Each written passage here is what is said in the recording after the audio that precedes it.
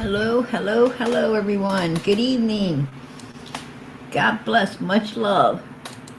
Hey, brown girl, you are number one. Hey, PG, I'm first. Yeah, you are. God bless. Hey, Kay, you number two. Good evening, PG. Much love and prayers for summer. God bless. I appreciate that. You're number two. And crime. You are number three. Good evening, everyone. Much love. Purple Heart for summer. God bless. Good to see everybody in here. Betty, you are number four. There we go. Betty Boop. Number four. Hey, PG. Much love. Hey, girl. Appreciate those purple hearts. God bless. God bless. Listen, it is open panel on here every night. This is Summer's channel, owned by all of us, and we run it. And this open panel every night.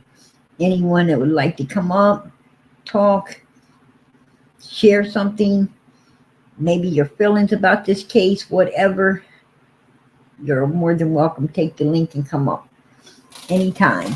Anytime. I know how overwhelming it can be out here listening to all these different areas where Summer's case is concerned, and it can get overwhelming. Sometimes people need to, just maybe have a voice and come up and just want to say, what's on their mind, and that's okay. That's okay. That's what we're here for. Open panel, as I said, every night, and you're most welcome to take that link and jump up here and hey, share what you think about this, right? Share what you think about it. It is overwhelming. It is definitely overwhelming when we have so many people, and I don't know why, trying to, I would call it, you know, railroading Summer's case. Um, wanting it shut down, or at least Summer's part. And I thought that's the reason we're all here. But, that seems to be the part everybody's wanting to leave out. Is the fact that Summer is missing. Summer does need to be found. Summer does need to be brought home, right? Summer does need justice against the people who done this to her. Absolutely. And, I thought that's what True Crime Community was about, is being the voice for these missing children and, doing all they can to help law enforcement get the information needed to get all of this done. But we've been out here for 2 years now, and we're seeing everything but that going on, or at least I am. What I see is, a whole different ball game. One that I can't say, I'm proud of. Absolutely not. I just don't like the way. I don't like the way these cases are being handled out here. That's for sure. It's unprofessional as hell by some.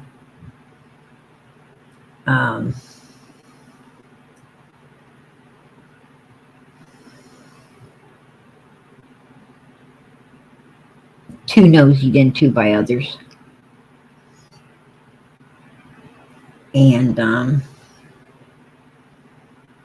And it seems like, for the most part, one goal for everyone. That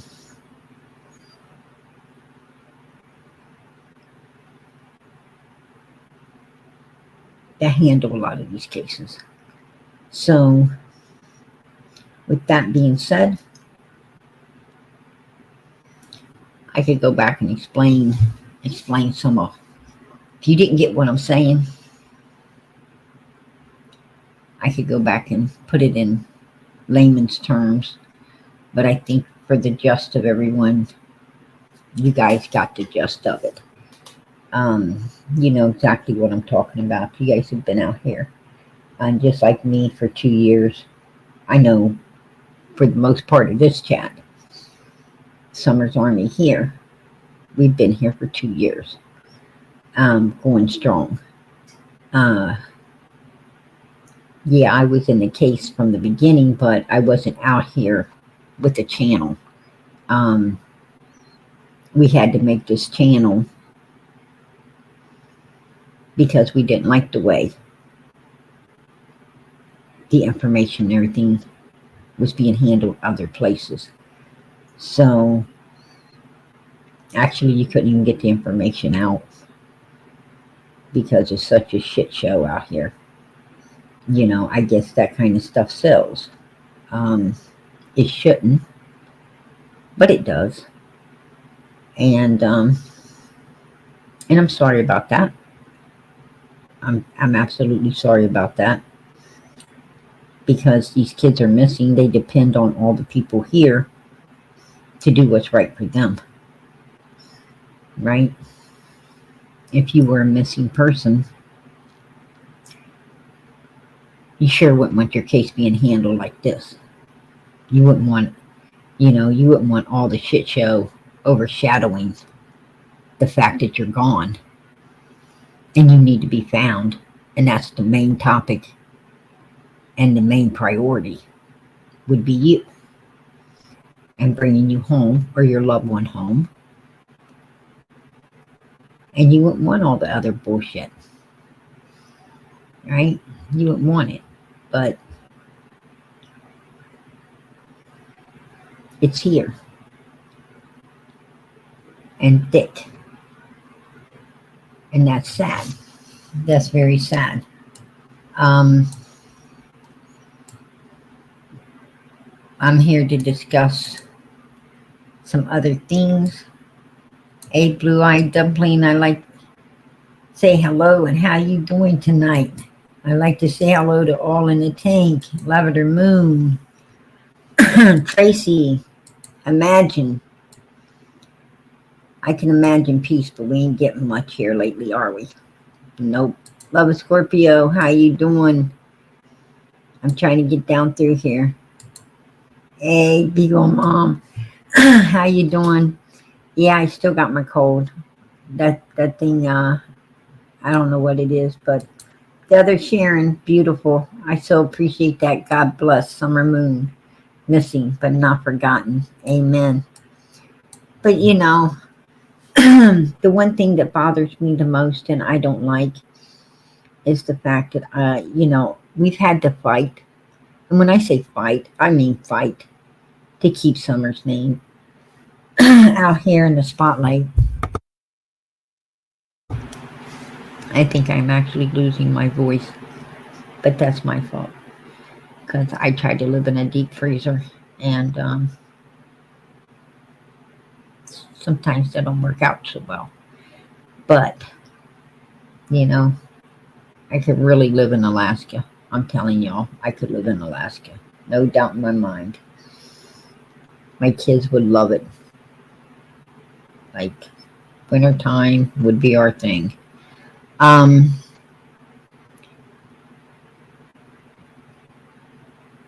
But the point is, there's too many people, let's go back to the beginning of this case. There wasn't enough people trying to get the answers needed out of the wells. They were trying to kiss the well's ass to use them as content to get click, likes, and views. And that's where this community all goes wrong. This ain't about click, likes, and views, or shouldn't be. It should be about these missing children. It should be about getting the answers, no matter who you piss off. So fucking be it if they don't want to come back on your channel. They can kiss your backside of your ass, right? I mean, if you're absolutely innocent, then you ain't going to get violated when someone asks you a question, right? You're not going to be like, oh, you're interrogating me. Or, oh, you want to ask these kind of questions and piss me off? I'm not coming back on here no more. I'm good, motherfucker. Right? Good. It just shows how stinking guilty you really are. I mean, sometimes no answer is the best answers. Right? Because then you get to see what you're dealing with. When someone ain't wanting to tell you something, obviously they got something to hide. Right? Because I ain't got nothing to hide. Right? I ain't got nothing to hide. Absolutely not. You know, if someone asks, hey, PG, you know, what did you have for dinner last night? I ain't gonna have no problem telling you. Right? Because I ain't got nothing to hide. I ain't got nothing to hide about tonight. Right? I had chicken biscuits and gravy. Hell yeah, it was good too, man. It was damn good. But you know, ain't got nothing to hide. And you see how quick I answered it? Absolutely. It didn't take me 2 fucking years to, you know, to bring it out. Um, that's what I'm talking about. But, you know, I'm a little upset out here in the YouTube community of true crime, and I'll tell you why. Because one, I don't consider myself as a true crime creator. Right? I only have one creator, that's God Almighty, who created everything, including me, this channel, and all of you. And the missing little girl we're looking for. He created her too. Um, he's the one that breathed the breath of life into Summer. And no one had a right to take it out of her if they had. So, with that being said,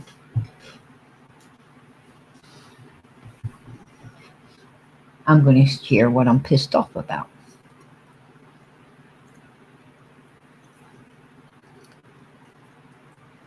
One, I'm pissed off with all the the ass kissers, right? With all the bootlickers, turd pop suckers.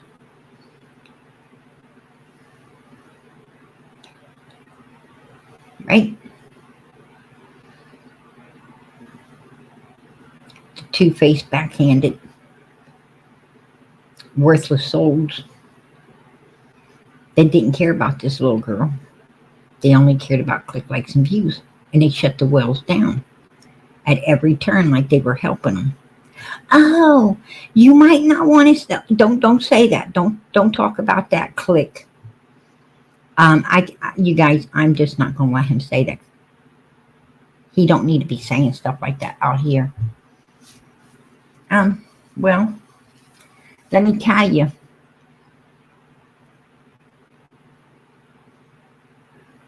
You ignorant mind of a human.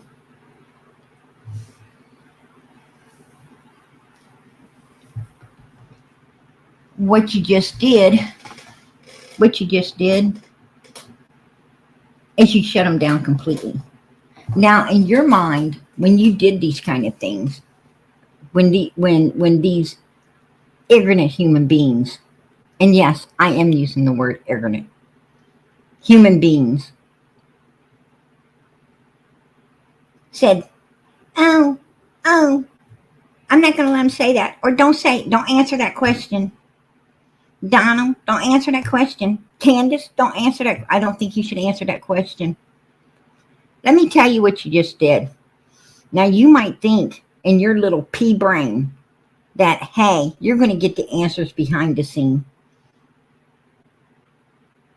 You're going to talk to them behind the scenes and secretly get these answers so you could be somebody with law enforcement and then play law enforcement the recording or whatever you got behind the scenes. Well, no, because when you shut people like Don and Candace Wells down, When you shut their criminal mind down and out here, baby, you just shut it down completely. Because the one thing they learn quick by you saying, don't answer that, is, oh, damn, you're right. Now they think about it. And now you think they're going to tell you? Hell to the no. They're not going to tell you nothing. Right? Because they're not. They're not the ignorant one. Actually, they're pretty fucking smart. I'm going to tell you something about criminals. They sure in the hell know how to learn fast. They know how to think fast. And they know how to act fast. And you know what? People like that don't do nothing but make criminals like Don and Candace Wells smarter. Right? People like that don't do nothing but help them. You help them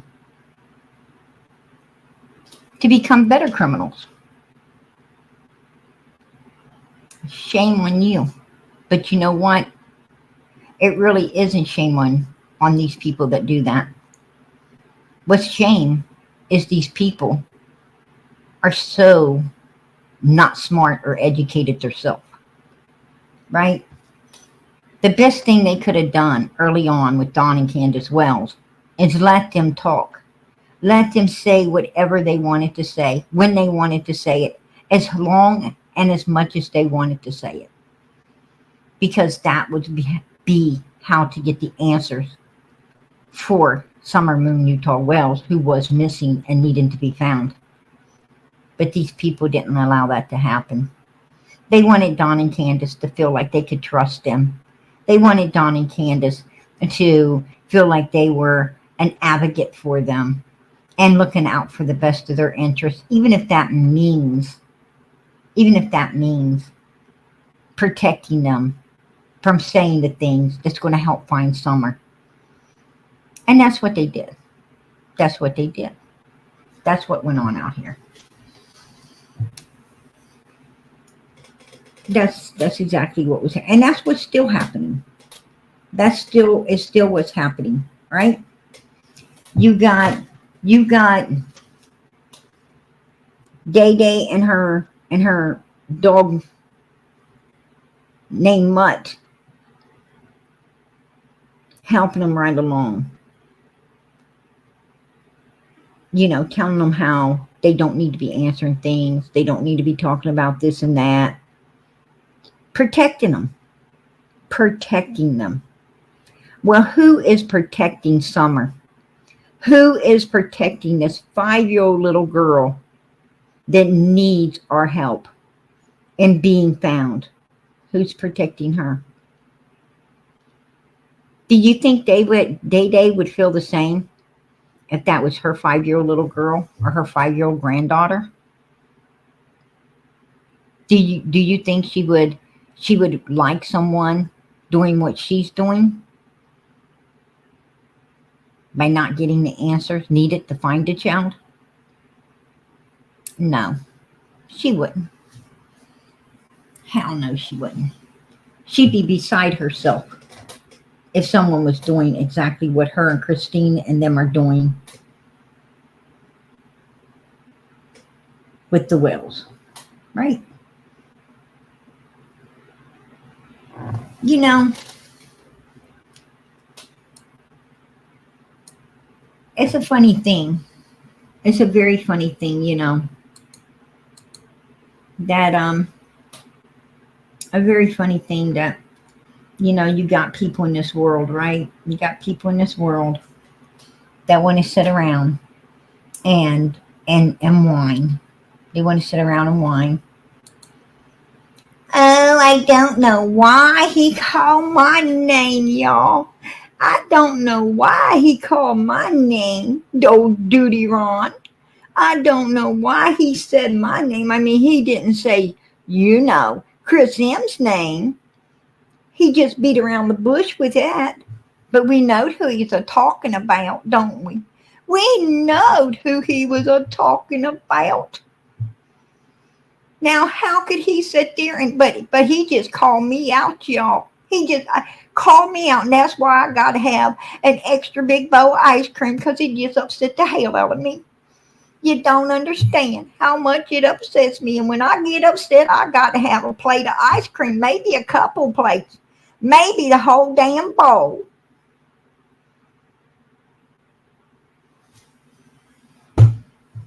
Right?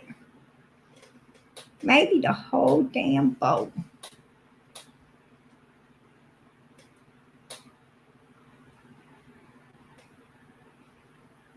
Yeah.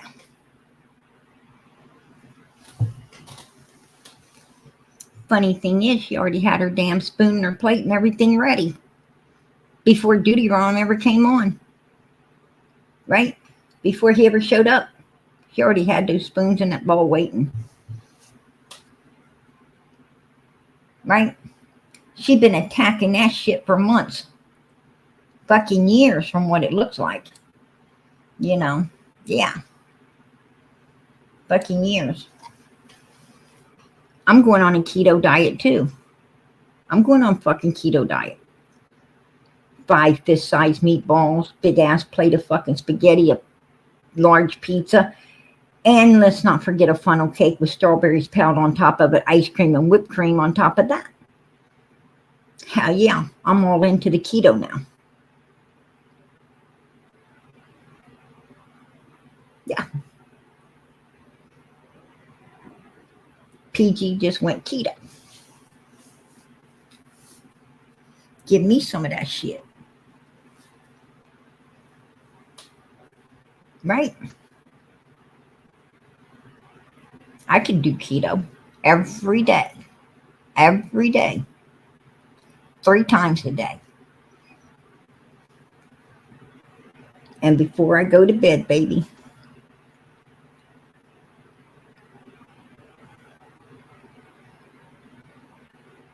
If that's keto, then bring keto on.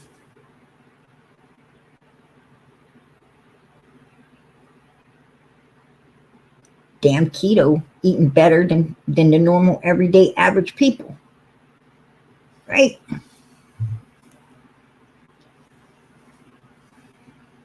Give me some of that.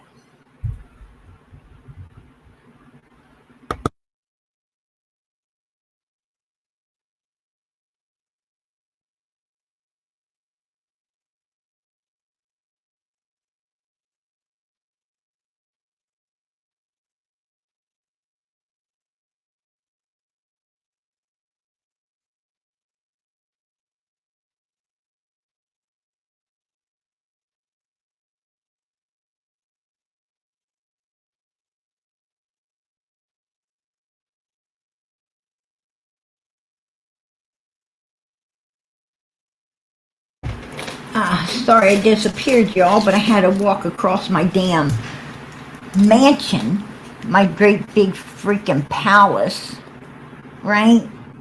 Seeing that I'm a princess. And grab me some extra smokes.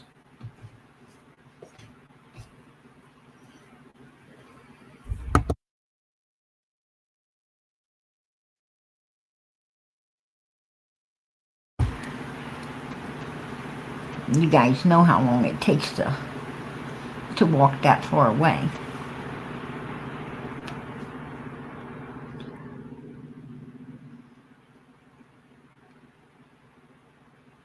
Of course, I danced through the ballroom, right?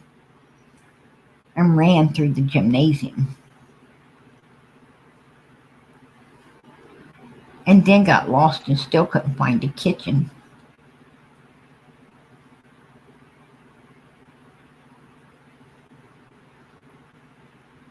Where my 5,000 cartons of cigarettes are just stacked up in a nice cold refrigerator. So they stay fresh. Right?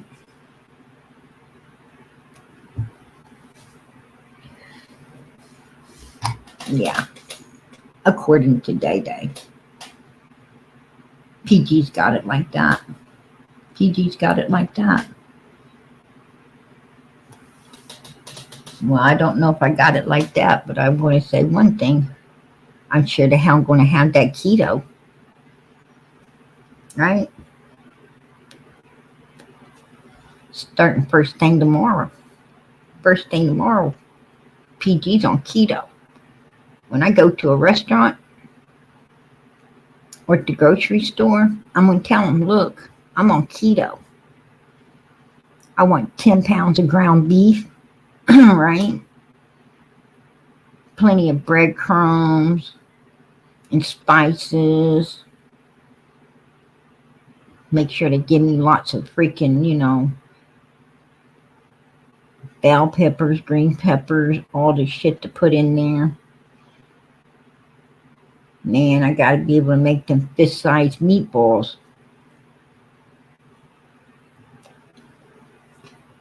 Load that cart down with some tomato paste and all the good shit, right? Because I gotta make meat sauce also. I gotta make sure I make some meat sauce with my 10 pounds of fucking spaghetti.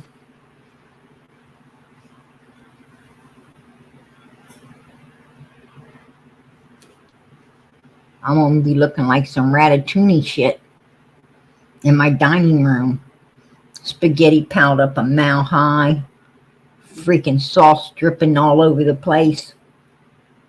5 big ass fucking meatballs on top of it. And I'm telling you, I'm gonna threaten them. Don't none of y'all run away. Don't you be rolling nowhere. Don't make me come and get you. Right? Yeah. That's why I got that fork to hold you in place.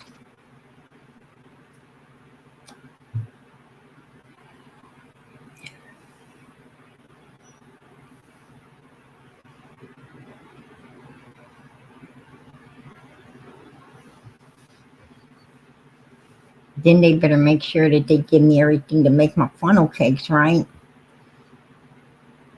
I need like what? Case of oil. Make sure you give me a whole case of oil.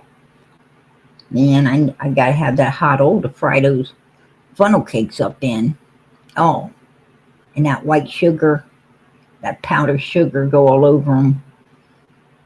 Oh, was you trying to keep, what was you holding back? My whipped cream? Give me my whipped cream, man. The hell you doing? Oh, forget the ice cream. I'll just stop by a ice cream shop and get it there. Already soft served, right? So I could just throw it on top and be done with it.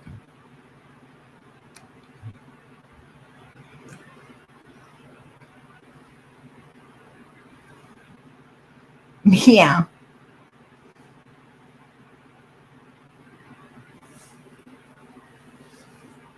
And then I'm going to come out here. I'm going to come out here.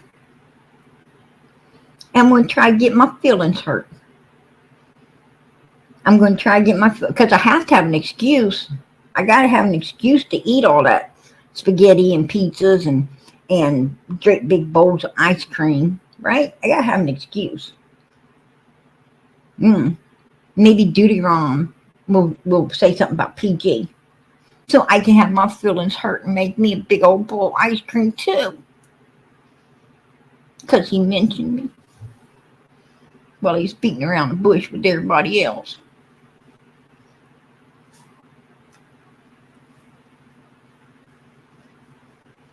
Wellsy, woo woo.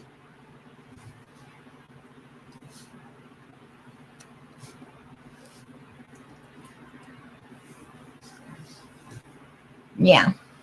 And maybe when I go other places, I can stick out my foot and say, could somebody stomp on my toe? So I'll have a reason to eat my keto today. Right? Yeah. That's it. Please do. Hey, Love of Scorpio, I appreciate you supporting Summer's channel. God bless. God bless. I appreciate that.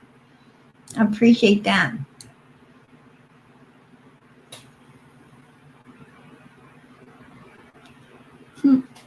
Yeah. Probably so. The real rock and ramen, probably so. You know, um, I heard, right after she has all of this right here, right after she gets done with that, she going ring, ring, ring. 911, what's your emergency? Duty Ron made me eat a whole bowl ice cream. When I get upset, I have to eat ice cream, and you know what? I just want to file charges upon somebody tonight. I just need to. I just. I think y'all need to go get him. I do. I do. I think somebody needs to go and have a talk with him about hurting my feelings and making me have too much ice cream because now like my sugar's up because I had too much ice cream. Last time it was funnel cake, but this time it's ice cream, and it's these people that's causing it all. Yeah. What do you think? Do you think I might be able to Susie sue Susie? Hmm. Do you think that I could? Think you could do what? Susie sue Susie.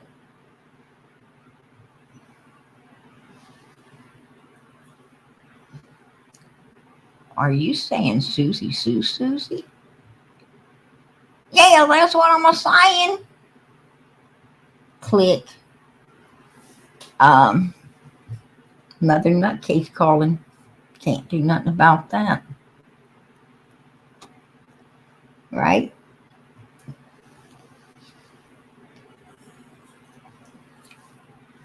Who was it? On some YouTuber, you know how they are. Right? They think YouTube is real. How many times we gotta tell them it ain't? They live in a virtual world. Right?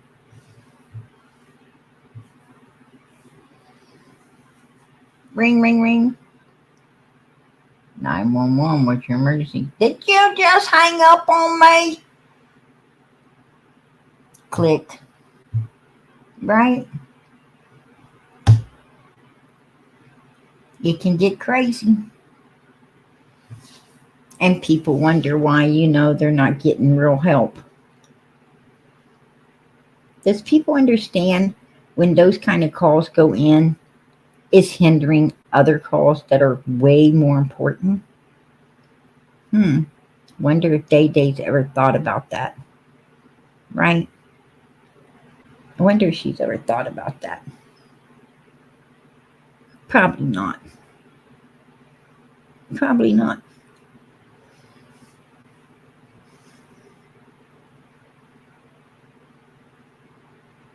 But I'm going to tell you something. I don't agree. I don't agree with Duty Ron on everything. No, I don't. I have watched him here and there. I don't really. I mean, I don't. Do I watch him? No, not a lot. I have seen him. I do know of him. Uh, I do know he's an ex-cop. He sits in his car sometimes waiting on his old lady to come from shopping or something, or maybe sitting in his car waiting for, somebody to show up. He's going to lunch with while he talks about something. Um, you know, I know of him. Do I know him? No.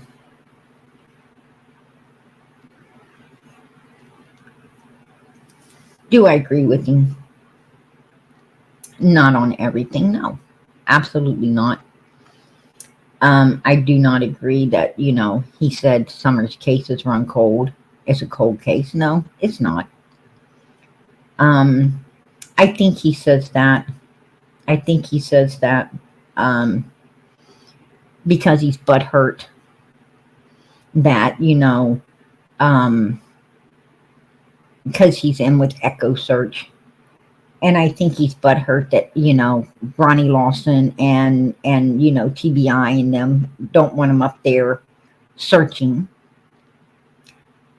But, he needs to understand why, right? understand the why. The why is because they've already searched. And they knew if she was anywhere in that terrain that he's talking about, she would have been found. With the technology we have today, she would have been found. She was barefooted. She couldn't have got that far, and they know it. She's a child. She would have been screaming and crying. They would have heard her, especially in the first few hours. They would have heard her out there if she was lost anywhere in that area. She would have been screaming, crying. Someone would have heard her or stumbled upon her. They were flying technology over top of there that actually can pick up the faintest body heat, the faintest bit of body heat. They would have found her. Not only that, but that body heat, it gives an image, which would have gave an image of a child.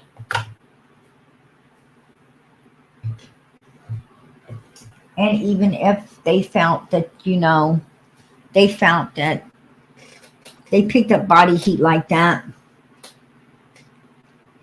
they would have definitely, checked into it to see, is that a child or is it just, an animal? But they would have checked into it.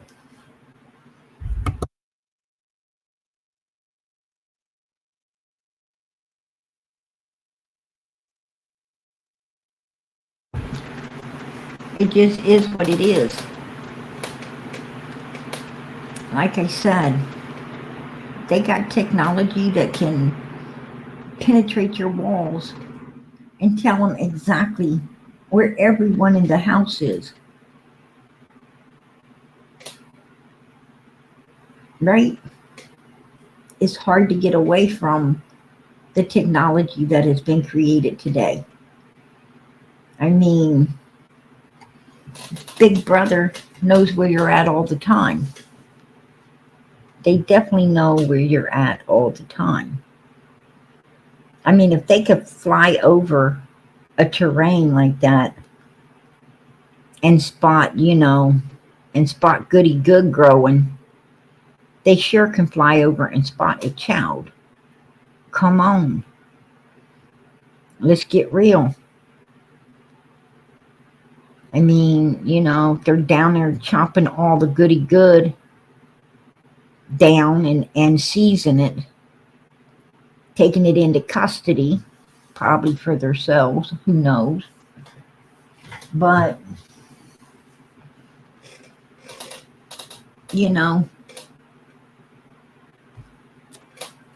point being is,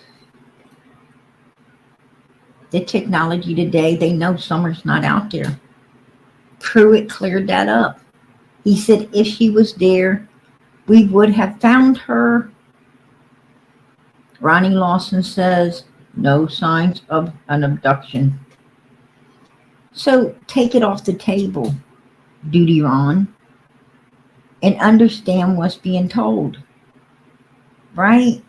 Summer's case ain't cold. Law enforcement know exactly what happened to Summer. Right? They know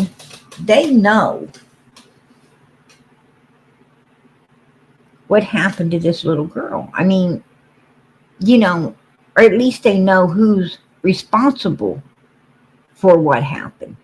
Now, maybe they don't know exactly what happened, but they do know that whatever did happen, it wasn't wandering off, and it wasn't someone coming up there and doing anything. That has been confirmed. Right? Now, I'm going to tell you what. I don't know why he's, putting words in law enforcement's mouth. Because I called TBI and I called Hopkins County, and Summer's case is not cold. And from what I'm hearing, they're not going to let it run cold either. They are still diligently working upon Summer's case.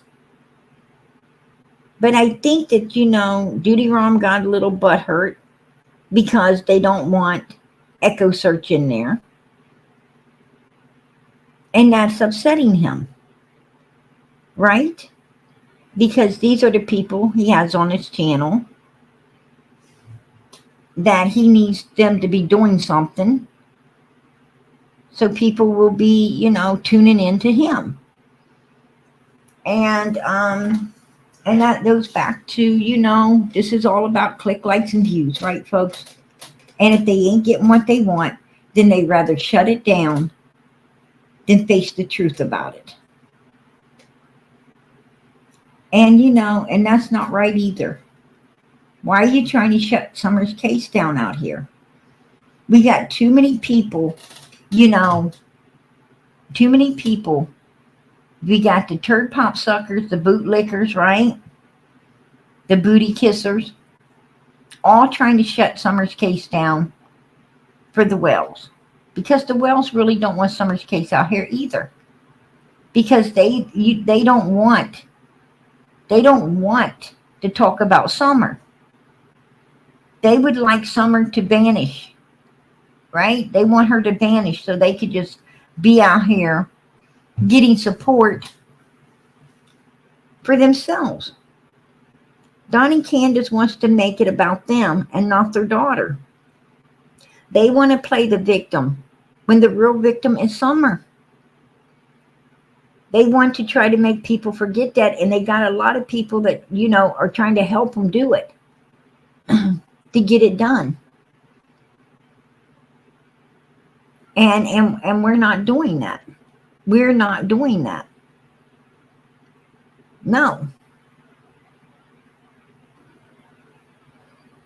But, the one thing I did take note that Duty Ron said is Echo Search wants to go up there and they want to do another big search upon that big area. And law enforcement's holding them off, holding them out of it, saying no.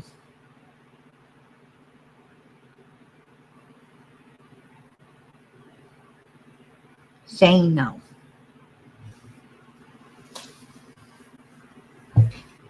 Oh, I'm not wrong. I'm not wrong, Doc. Absolutely not. I'm going to tell you something. A lot of people hear, but I listen. I read between the lines. When you're, what I'm saying is, when I walk into somebody's chat, I don't walk in there to mix and mingle. I don't walk in there to just listen and agree. Right? I don't do that. I walk in there for a whole different reason than all of you do. I walk in there to see if this person is doing what's best for Summer or not. Because that's my only agenda. That's it. That's why I'm there. I just want to know, are you doing what's best for her? Now, when I hear somebody saying that, wanting to act like her case is cold, and that's what he said. That's what he said.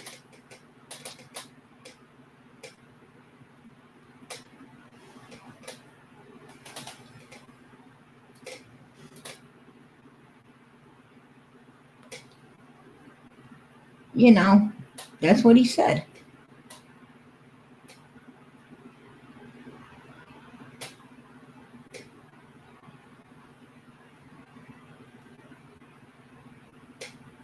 He said cold.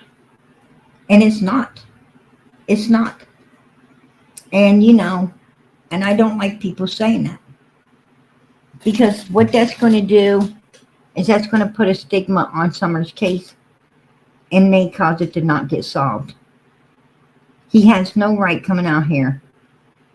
And then also, I'll tell you another thing I don't agree with. He said that,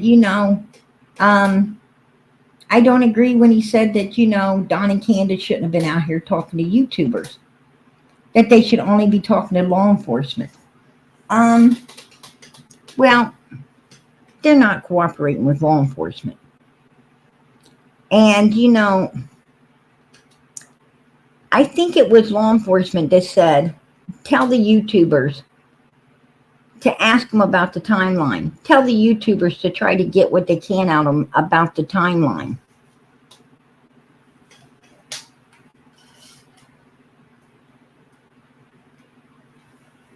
Now I'm going to tell you what. I back law enforcement. I back law enforcement 150%. I honestly do. Right? Hey, I shine a blue light bulb on the front porch too, right? For law enforcement.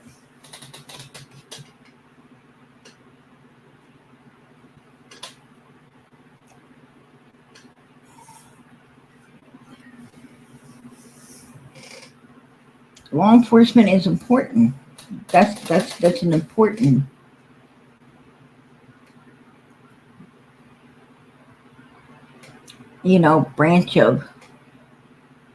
branch of service that our country needs. Absolutely. I have nothing against law enforcement. But I'm going to tell you something. I'm not going to sit there and listen to an ex-cop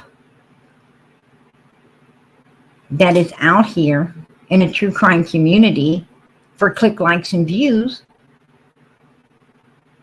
and talk about,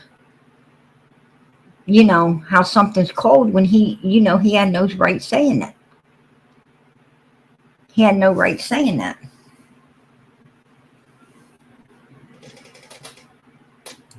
Hey, I appreciate that gifted one for Guard America membership. God bless. God bless. I appreciate that. God bless. But yeah, I'm not going to sit out here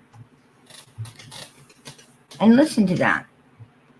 And I'm surely not going to listen to how, I'm going to tell you something. It's we the people that solve crimes every day.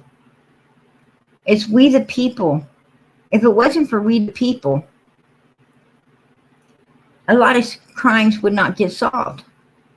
Law enforcement solves crimes, yes. How? By talking to us. By listening to us. Right? If it wasn't for our information, a lot of crimes would not be solved. But Duty Ron thinks that if someone, he thinks that if someone, for instance, there was a lady.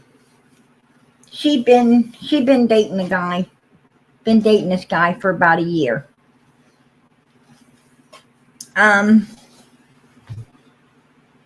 His wife had came up unalived, right?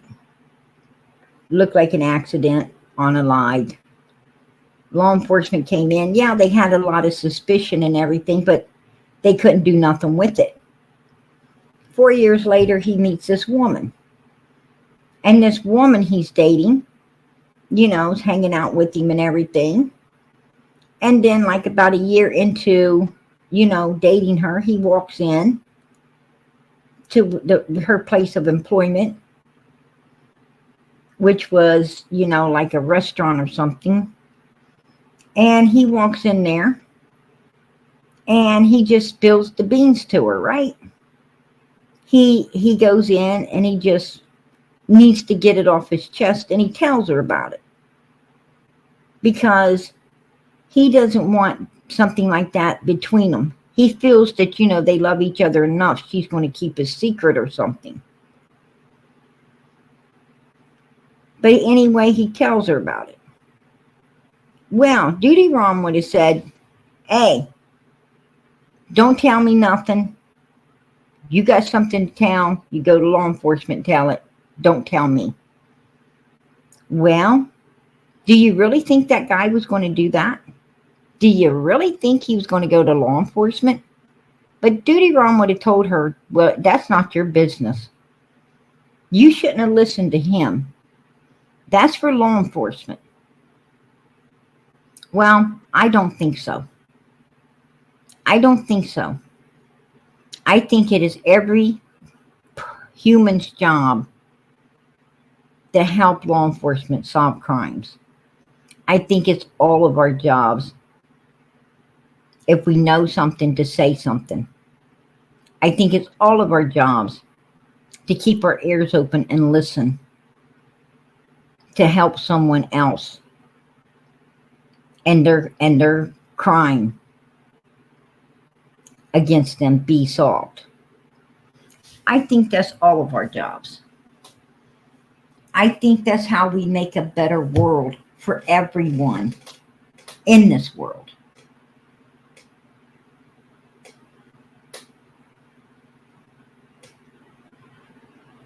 Right?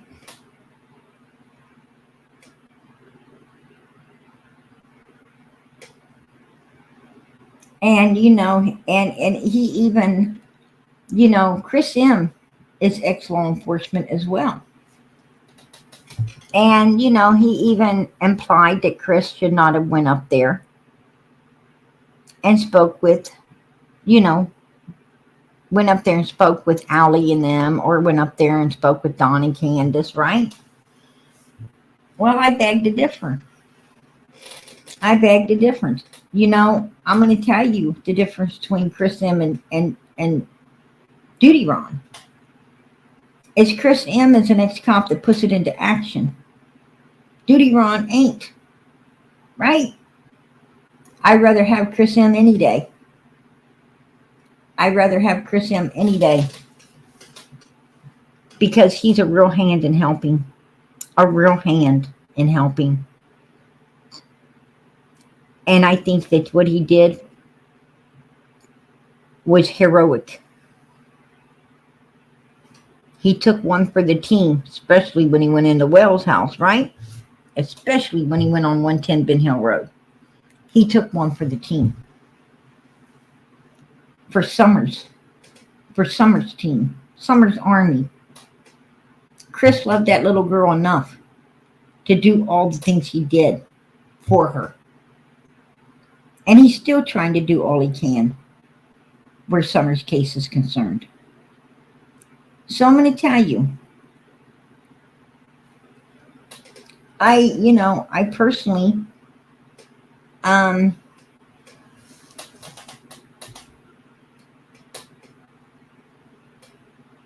personally don't agree with everything Duty Ron was saying. Now, yeah, I do agree that, the people like Daisies and Shares and Benny Keys that were trying to coddle the Wells and keep them from saying important information that could have helped Summers' case.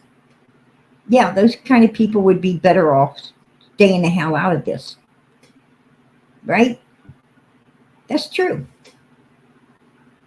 But people like Chris M, people like Molly Golightly and Bullhorn Biddy, and them that actually went down there and put boots on the ground for Summer, I give those people a thumbs up. I give them a thumbs up. God bless them. God bless them. Absolutely.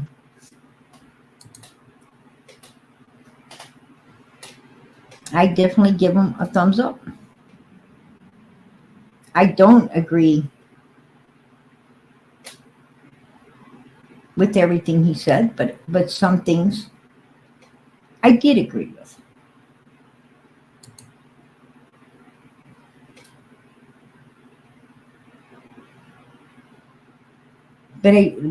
But most of it I didn't, because and People can hate on me if you want. I really don't care. We're not here for click, likes, and views.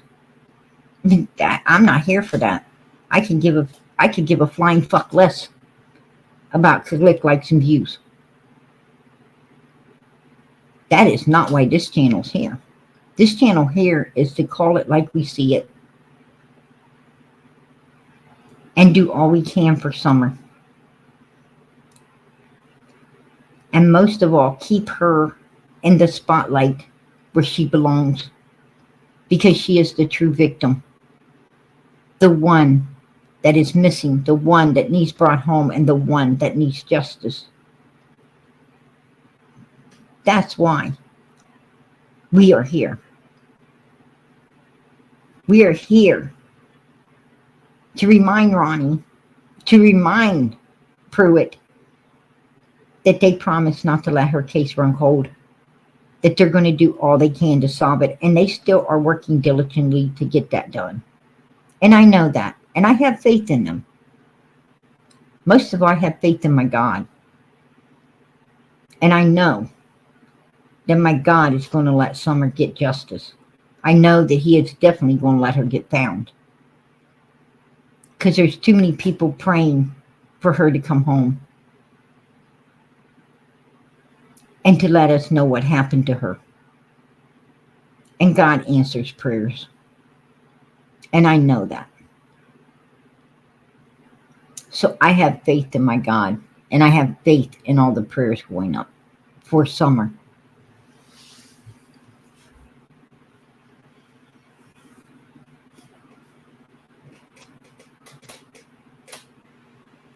The Bible tells us, don't put your faith in man, but in God Almighty.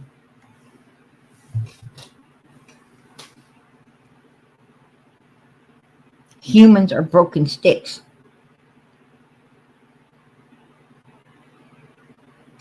They don't know no more what they're doing than you know what you're doing. That's why you don't have faith in them.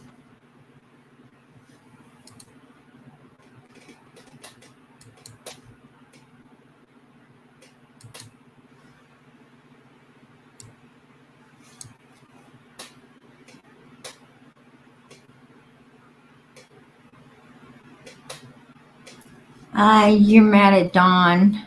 Won't leave Candace for you. Listen, Weenie or whatever the hell your name is. What the hell is your name anyway? Sweeney Weenie. Why don't you go suck on it? Why don't you do that?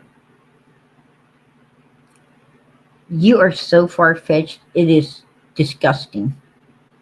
Let me tell you, you might want Donnie. You might find Donnie's, whatever, delightful. But it makes me want to puke. Right? Everything about him would make the normal human being out here want to puke. Who in the hell, lady, wants a freaking substance abusing, pedo, sicko, craze-minded, lying ass, worthless, garbage, trash bucket, scum of the freaking earth, Don Wells? Why don't you answer that? This guy ain't a good dad. He ain't a good provider. What is he? Why don't you tell me? He isn't good looking. There is nothing about him that is enticing at all. He's a fucking bum that you would have to keep up and watch fucking children around and your animals. Are you fucking kidding me? Are you serious? You're disgusting. And you just got a steel-toe boot in the ass. There you go. Fucking Sweeney Weenie. Go suck on it. Take that. You're fucking sick in the damn head.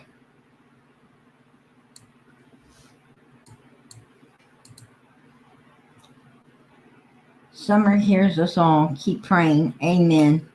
Amen. I appreciate that, love of Scorpio. God bless. God bless. But yeah.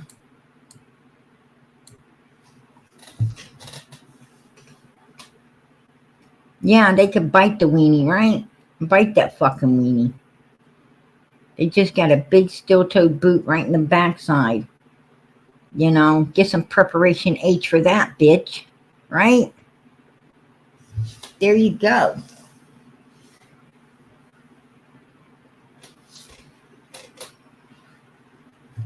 They sell it at all the drugstores. Might be able to find it at a grocery store. I don't know. But I'm sure your bitch ass gonna need some.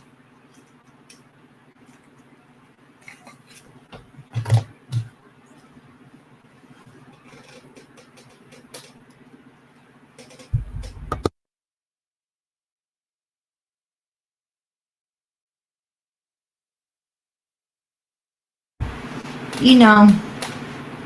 And then you got Day Day and them over there, right?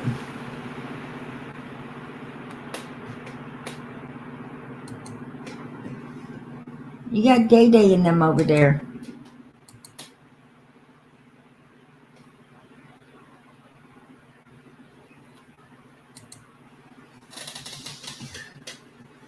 They was all up in duty ROMs, right? They were all up in there making comments, right? Up in there making comments. On Day Day, I know you got your big ears open, your eyeballs glued to this, right? You know she does. You know she's watching. And I'm sure probably that 555 big eyes probably listening and hearing too. Oh, big ears, better to listen to you, PG. Oh, big eyeballs, better to see you with PG. Right? Well, you know they're always listening. And then, you know, and have to fucking chat, right? Have to fucking chat. Like, she had her little game. Some lady calls in on the phone. Oh, yeah, I vote PG because I want to play Parental on the donkey. Yeah, I want to play with my ass. Some bitch calls in wanting to play with my fucking ass. How disgusting is that? Right? Thinking about PG's ass. For real? How disgusting was that? This is the sick shit that these people have on their minds, right? My fucking sweet little booty. All on their minds. My sweet little ass. And she all up in there wanting to play with it. Right? How sick was that? Unbelievable. Unbelievable, I tell you. Hey, Gracie. I appreciate it. God bless. I appreciate the support for Summer's channel. I really do. But yeah. I was like, whoa, you better back it up, bitch. Get your fucking mind off my ass, right? That's only a dream of hers. That's only a fucking dream. She better know it. She better know it. Right?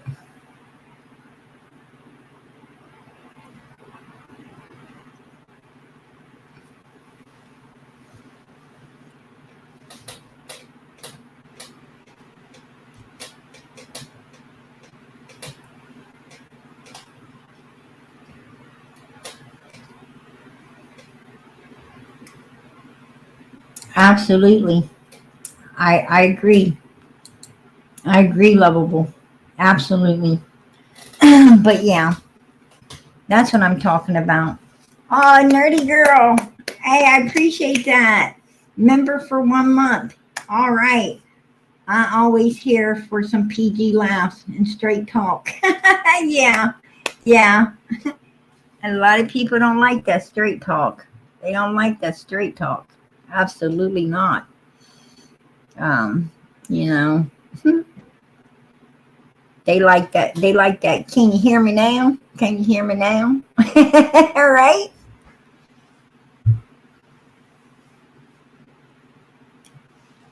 So it is what it is.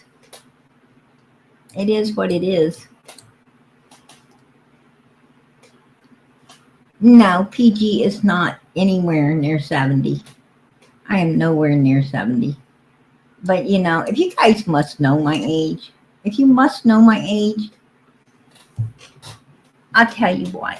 If you must know my age, keep fucking wondering. All right? Keep fucking wondering. Just keep it up. There ain't nothing PG loves more than to hear people talk about how old I am. I absolutely love it. And that is the one thing that cracks me up all the time. If I wouldn't tell my age because then I'm afraid I'd lose all my laughter. I actually, this is no lie. I wake up in the middle of the damn night, laughing my ass off that people think I'm so old. I love it. Keep it up. Keep it up. I mean, it's humorous. It's very humorous. And God knows my heart. He knows I'm telling the truth. I really enjoy the way people talk about how old I am. I mean, I picture myself as Granny Clampett, right? And hey, I would love to be Granny Clampett. Man, that lady has some spunk in that ass, right? She could outrun anybody any day. I'd only be so grateful, right? Only so grateful.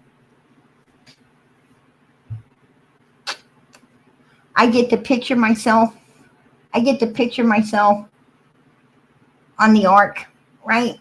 I get to picture myself back there in the days of Noah. Right? Only I made it, right? Only I made it. I had to have been on the ark if I'm here now. Right?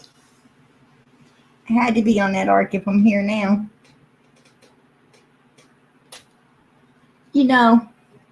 The thing is, for all anyone knows, for all anyone knows, you could be talking to a ghost. You could be talking to an angel. Nobody knows who you're talking to through this box right now, right? You have no idea what this voice is saying to you. You have no idea where it's coming from.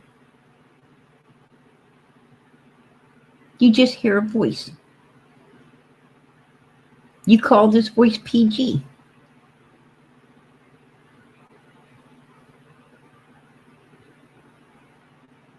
That's all you know. Kind of scary, ain't it? Kind of scary when you have no idea.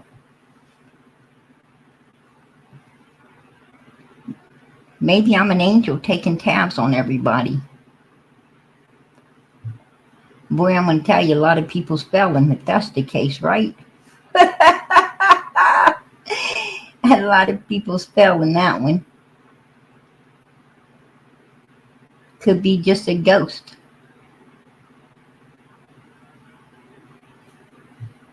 Nothing else to do.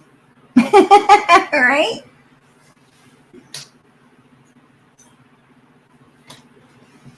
Seeing it is getting close to Halloween.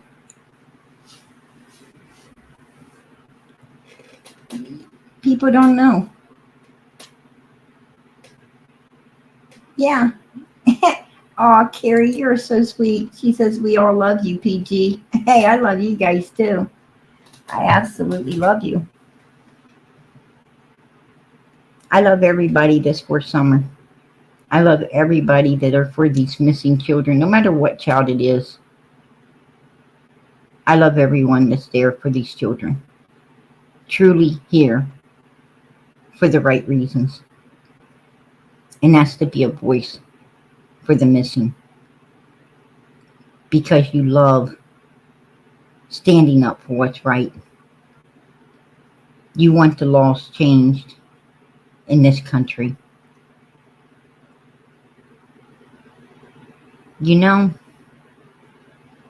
I seen somewhere today a reminder that, you know, when a dog attacks a child, they put that dog to sleep.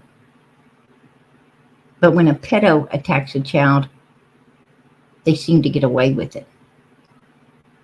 And I think the pedo does a lot worse damage, right? I think they do a lot because the outside of the body can heal, right? The outside can heal. But a pedo, they damage the outside and the in. And what they do to the inside of a child, that child lives with forever. It doesn't ever heal. It doesn't ever go away. Forever. They struggle with that. No matter how much that child thinks that it's gotten over what has happened to it, no matter how much that child believes that it has forgiven the culprits that did that, no matter how much that child understands that it wasn't about them, that this was somebody else's sins, not theirs, and it wasn't ever about them, and they shouldn't be letting this person, you know, take up another second of their life. That person still, from time to time, whelps the hurt and the pain and everything back up in that human. It's a forever scar that will not ever go away because it's an inner scar, not an outer one. And it's harder to deal with. A scar on the outside you can cover up. You cover up with makeup, clothes. But them inner scars, there's no covering them up. You just try. You just try to keep your mind on everything else, to not think about it. And it still comes to mind.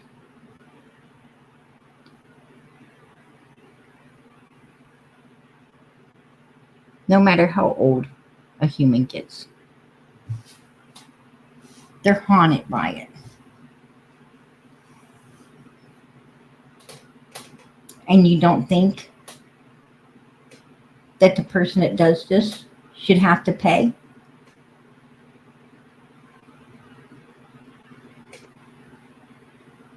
It's okay. It's okay for people to do that to children. Why? Because it's a child? Because it's a child? Well, that child will be a grown woman one day. The child will be a grown man.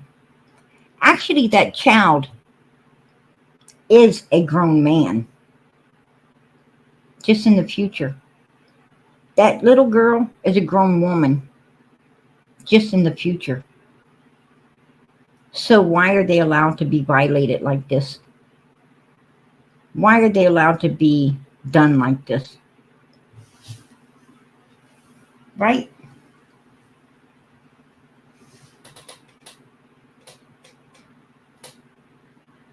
And I really love the way people tell them to suck it up. Suck it up, buttercup, and move on. Right? Easier said than done. Easier said than done.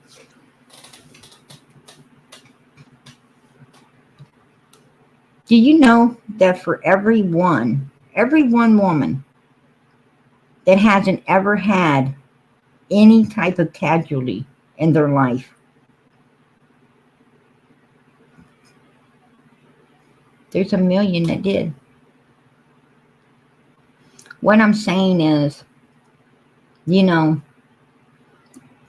for women, little girls, teenagers, adult women,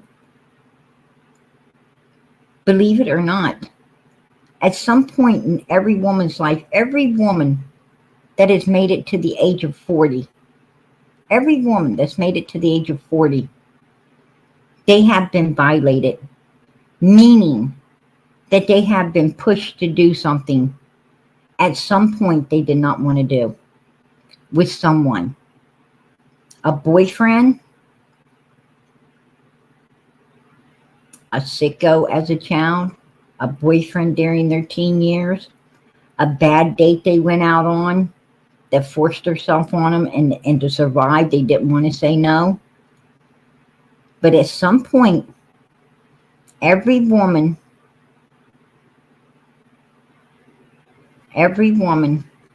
has been violated, meaning that she didn't want it, even with her own husband. She just did it to please or appease someone else for whatever reason.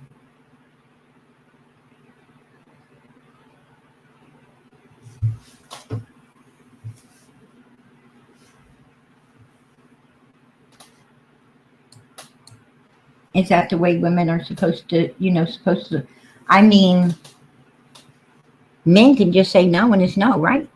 They just say no and it's no. No. They don't get violated. They don't get violated. Not by women that I know of. Have to be an awful, I don't know. Daisy might be, Day Day might be able to, I don't know about Day Day's man. I don't know about her man. She's pretty good sized woman.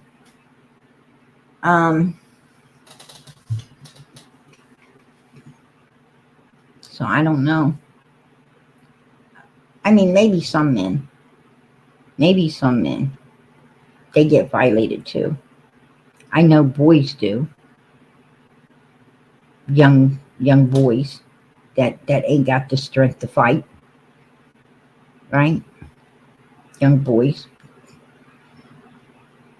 But grown men, they got choices. They've got choices.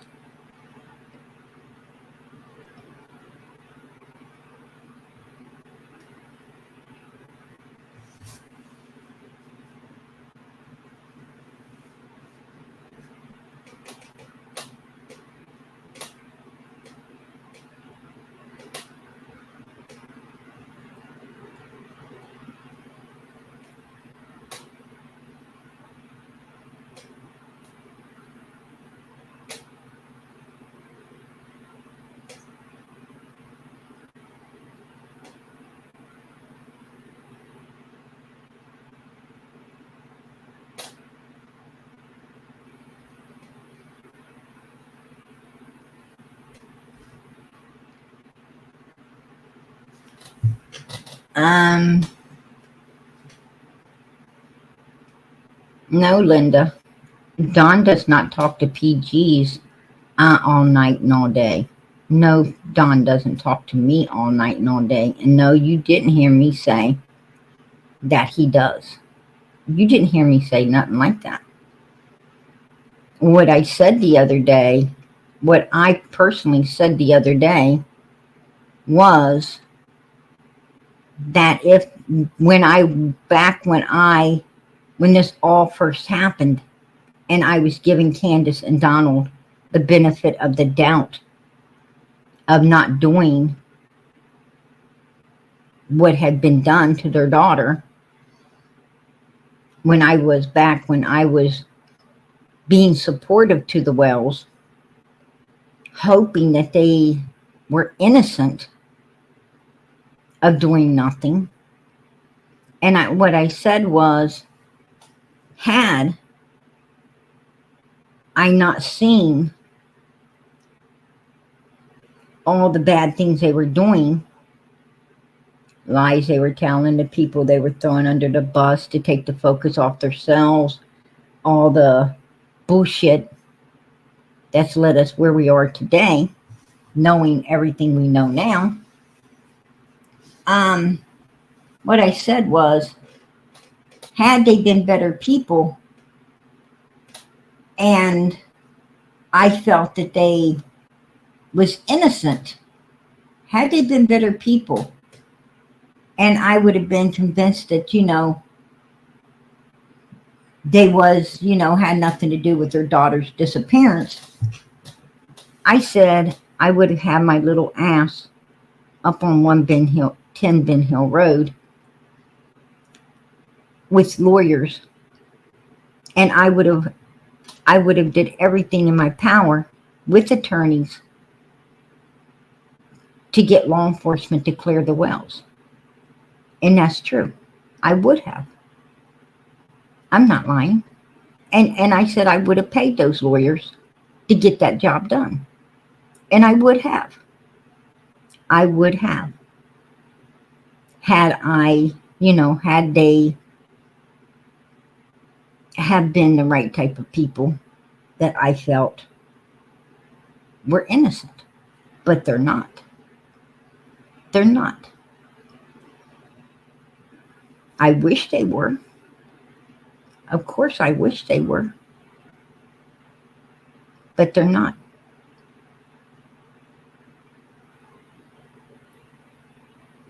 I'd do all I could.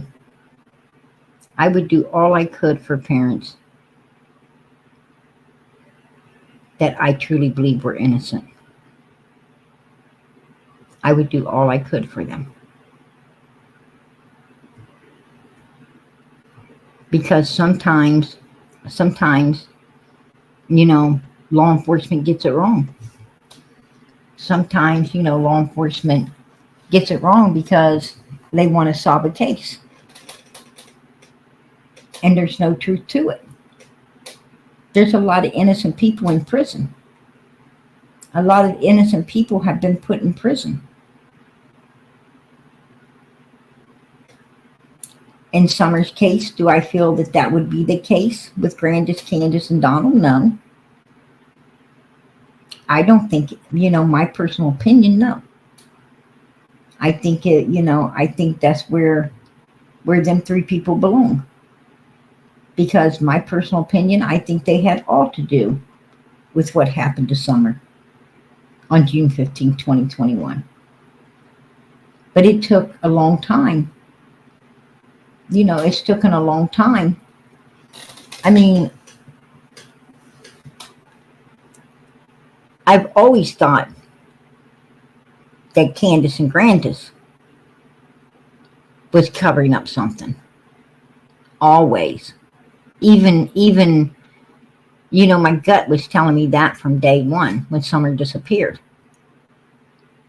My gut was telling me that from day one. But my head wanted to believe maybe different. My head wanted to believe, there's got to be people that's innocent. There's got to be some parents that are innocent out here. Right? Everybody can't be doing this. So you want to believe, you want to basically believe a lie and be damned. Well, that's what PG done. I'm not perfect. I'm not perfect.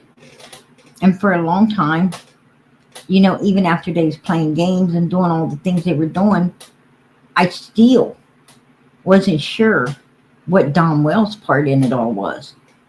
Right? I mean, I thought he was covering up. I thought he was covering up an accident or something for Candace. something that, once it's done, it's done. And they just wanted to hold the rest of the family together. So they were, I thought he knew, but I thought he was covering up. And, to try to keep the rest of the family together. But then, more and more information kept coming out. And then after Don got out of jail, once he got out of jail, he really spilled the beans, right? He came out here and then he really talked too much. And that's when we were able to realize that, hey, he had all to do with it.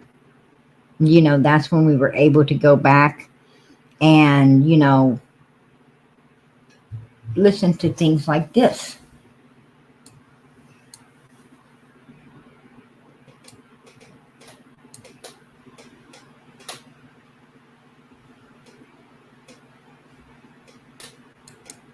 Something about the boys saying, where y'all going? We're carrying Summer out the house. Don and Candace, she was head down on his shoulder, carried her out and left.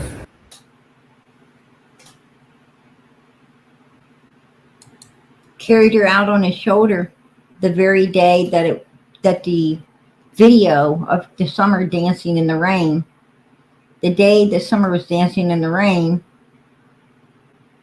Don and Candace, as you see Summer here, this picture was snapped inside the home. But after this picture was taken, Don and Candace brought this baby out and left with her. They went somewhere. According to Dudley, he was on his way leaving. And he could hear the boys hollering, where you taking Sissy? Where you taking Sissy? They came out and left with her after the video was put together. And Don's voice was in the video, right? Don Wells' voice was in the video. So he lied. He said he wasn't there when that video was taken. But indeed he was. He was there when the video was taken, because we could hear him talking.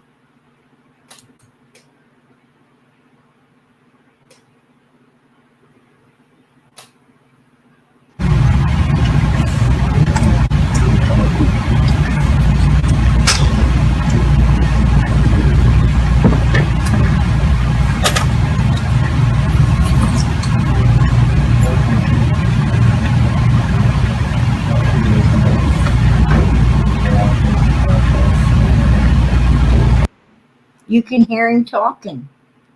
Listen.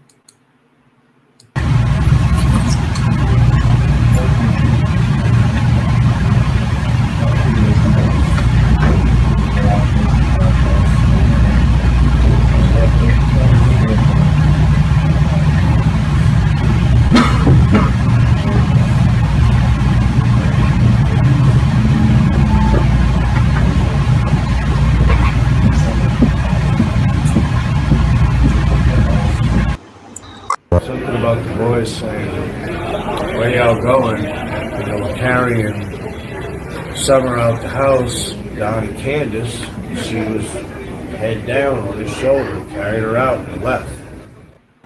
He even said anything was ever going to happen, it was going to be on Candace's watch. Summer. So he knew. He knew that she was. My wife and I. There you go. There you go. This all goes with Don being the main culprit and planning and carrying out whatever happened to this little girl on June 15th, 2021. There's no denying it.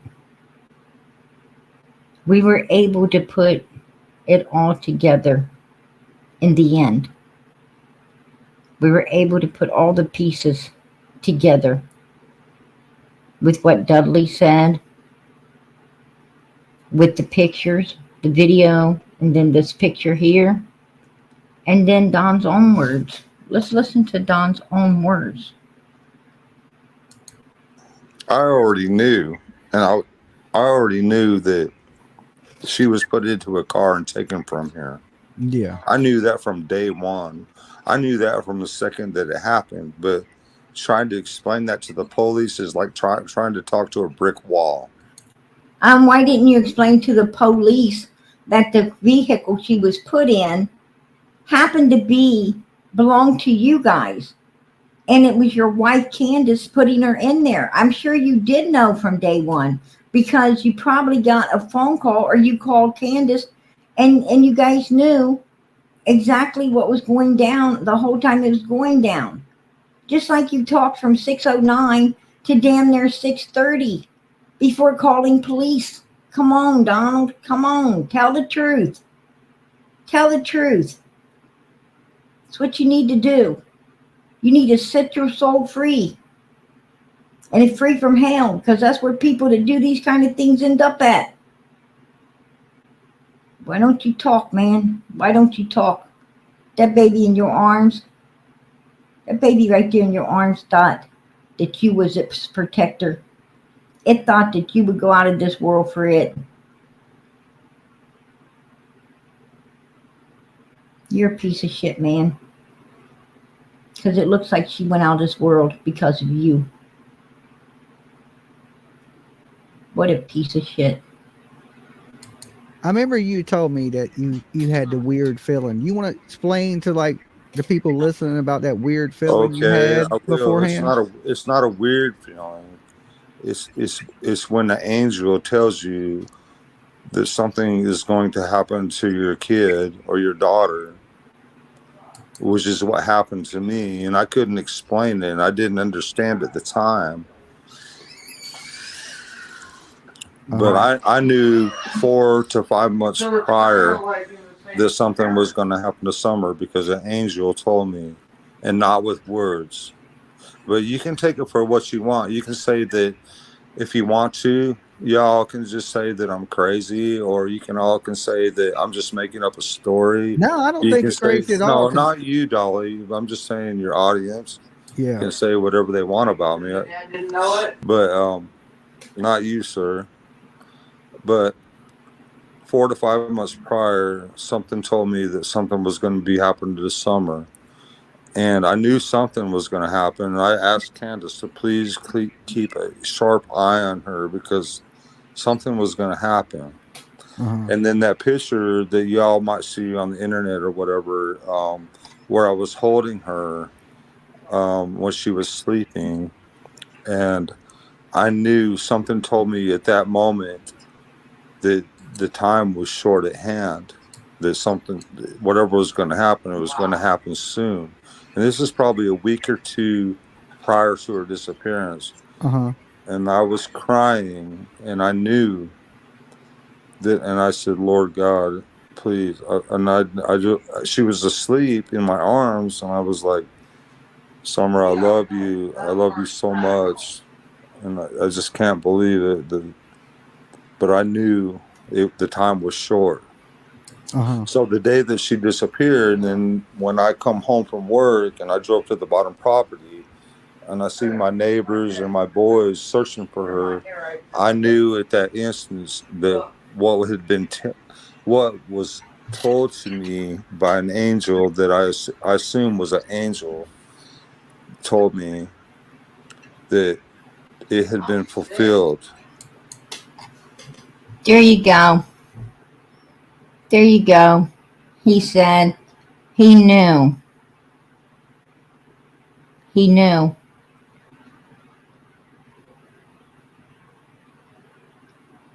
And like you heard, he said tend it. He knew what was planned, had been planned, was carried out on June 15, 2021. And yes, they did have it in progress for a while. I think personally, I believe that Don met up with some people. He met up with some people that were into this kind of thing, about 4 to 6 months prior to Summer coming up missing. I believe that he thought about it. And I believe that, things, his and Candace's habits and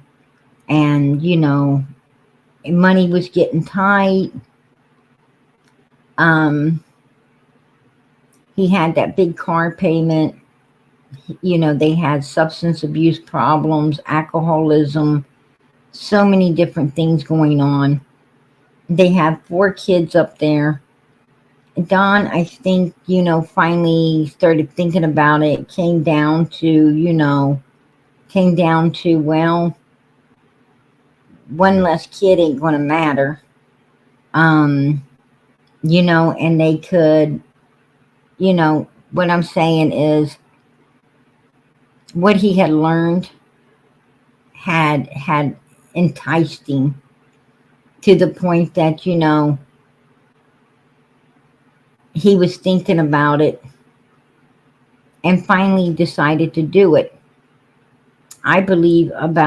Personally, I believe that they decided to do whatever they was going to do around April, into April when they cut her hair off. And then I think it all got put into action. It all got put into action from there. And, and it was just a week and a half before they must have finally stumbled upon someone, because they did the video and then they personally took her, as Dudley said, someplace. No one knows where they went that day. I wish Dudley would have followed them. I wish he would have followed them, at least seen, where they were going or what direction they were going in. It's sad that he didn't, but, because that could be the key to what happened to Summer. But the point being is, at the end, on June 15, 2021, what they had put into, they planned and put into action had actually took place. And that implicates Don Wells to the fullest, because he, as you heard him in the video, that he tried to lie and say he wasn't there. You could clearly hear him in the video, clearly hear him talking in the video while it was being made. Summer dancing in that rain. You can clearly see he's holding her hair with the same exact dress on. This is the same day Dudley was there, because you see Dudley's car in the yard with Summer dancing. And then you see Dawn in this picture with the same dress on, with her head down, just like Dudley said she was when they carried her out and took her somewhere. All of this, Dudley allows us to know that all of this went down on the same exact day that he parked his vehicle up there.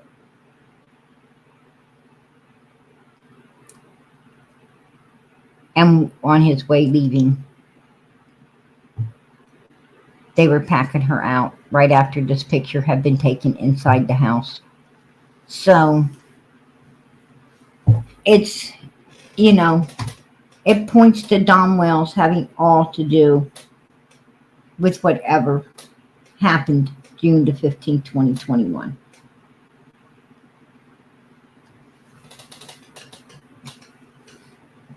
Up until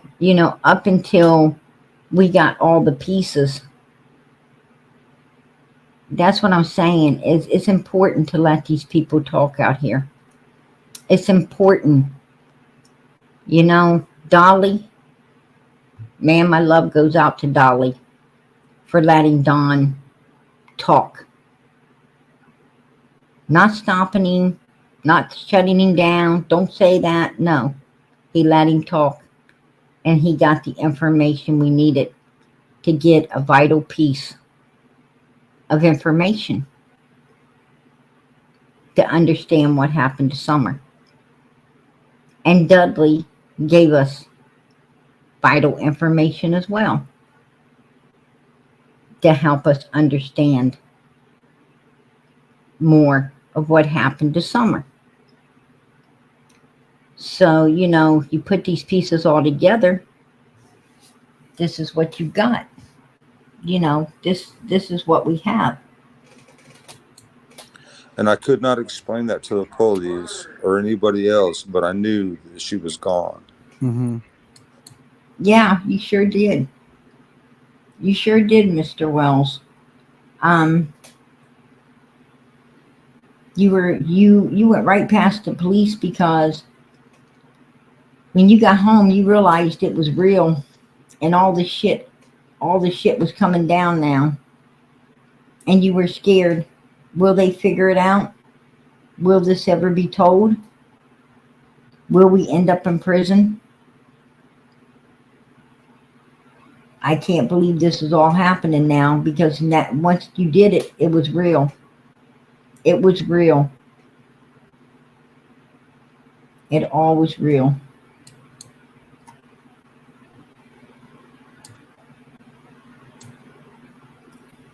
Don and Candace say, we love our kids, right? We love our kids. We love our kids. Well, let's see how much you love your kids, Donald. Let's listen to what he told. Let's listen to a statement Mary made, and let's hear how much. Let's hear how much Dom really cares. I just wish that they could find Summer, Donnie. Yeah, well, what good? I mean, yeah, I wish so too, man, because this turned my whole world upside down and nobody cares. I just wish that they could find Summer, Donnie. Yeah, well, what good? I mean. You really love your kid, Donnie? You really love. Did you hear what he said? He started to say, "What good?" Right? I really hope they find Summer, and he's saying, "Oh, what good?" Right? What good? And caught himself. This is your daughter, man. It would have been all good, Don. Right? It would have been all good. The fuck you talking about? What the fuck you talking about? Turning your world upside down. What about your daughter's world, motherfucker? That you had dancing in the rain and then slipped off somewhere with. And then on June the 15th, disappears completely. And no, you were missing from work. And Candace was missing from the hill. 2 and 2 together, you get 4.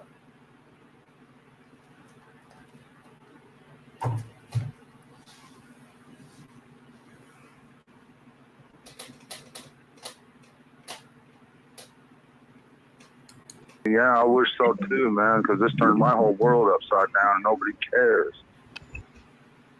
I just wish that they could find Summer, Donnie. Yeah, well, what good?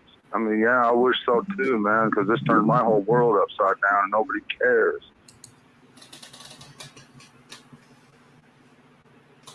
And nobody cares. Wowsy, wowsy, woo woo. Nobody cares. Well, I'm going to tell you something, buddy. I sure the fuck don't. I don't give a fuck about your world. Nor do I give a fuck about your old bitch ass ladies world. Nor do I give a fuck about your bitch ass old ladies world. Right? I don't give a fuck about none of you adult ass motherfuckers that were up there that day. None of you, nor your ass lying like hell, sitting at work thinking you had all of your shit boxed in with Starlink, your phone, and your bullshit. Well, shouldn't have left work that day because your ass disappeared and couldn't even answer to where you was when you are a person that goes only a few places and always knows where you're at. So, with that being said, I'm going to tell you something. What I do give a fuck about is where is Summer? Where is this little girl that needs help? Where's this little girl that God only knows has went through whatever with you monsters?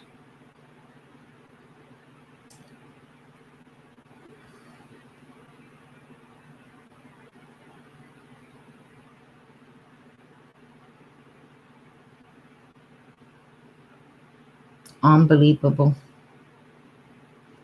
Unbelievable that people could be so evil. Right? It's evil enough when someone does something horrific to someone, to a stranger. But man, when you are monstrous enough to do it to your own, you are a special kind of fucking scum of the earth. You are a special kind of butt nasty. You are a special kind of freaking evil, and there's probably a special place in hell for you. I sure hope there is. I hope there is a special place in hell for people who are evil enough to destroy their own blood.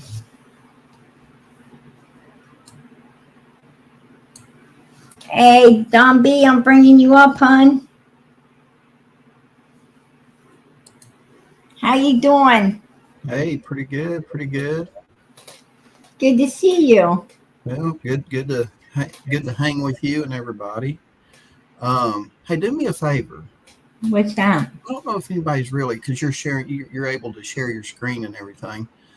And I don't think nobody's really talked about this, but I think I'm about to surprise everybody.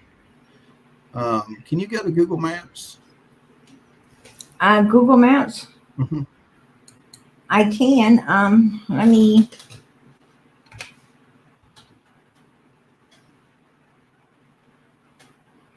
And I don't think nobody's talked about this, but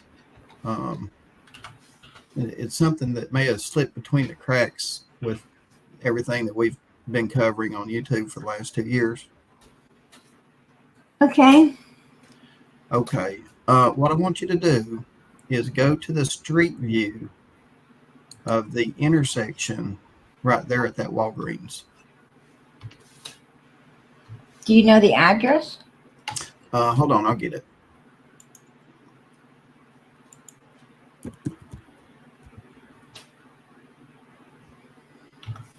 Let's see.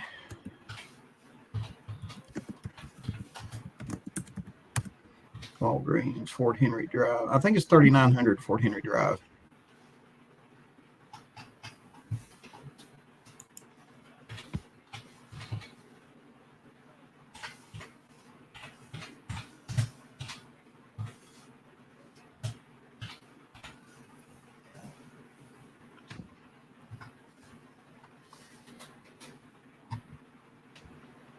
Fort Henry Drive, Walgreens. Yeah, 3900 Fort Henry Drive. Okay. There's a CVS by there too, right? Yeah, but I'm interested in that intersection right there at that Walgreens. Okay. Hold on just a second. Okay. The intersection closest to that is Moreland Drive and Yeah, and and the road that goes out to Warriors Pass. Hemlock Road. Yep.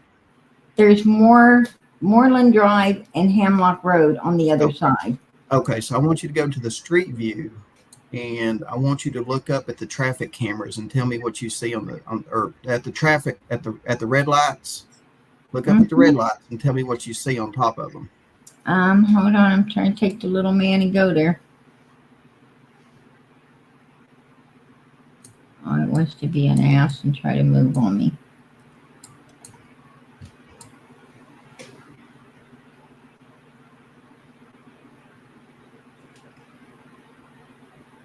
Okay.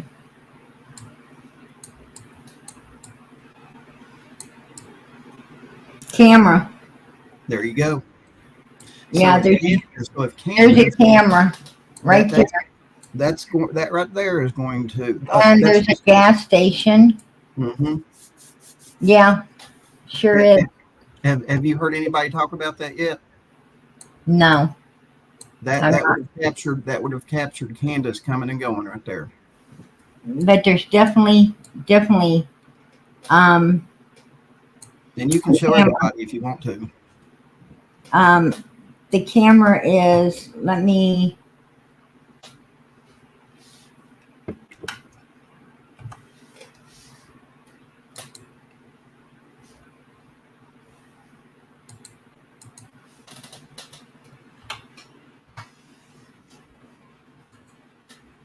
just give me a minute.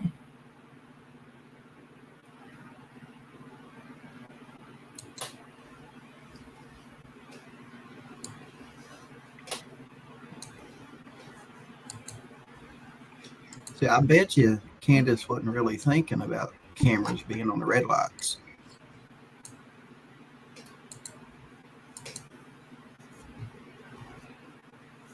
I mean, maybe they did. I don't know. But, I mean, it just depends on, because 5 months is a long time to plan a crime,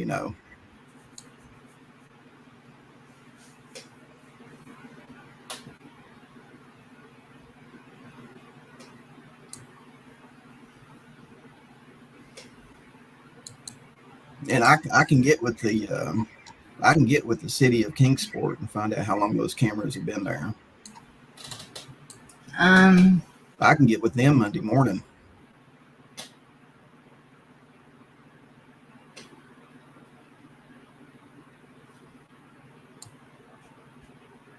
Well, actually, it may even show you the date of the image capture on Google Maps. It may be before 2021.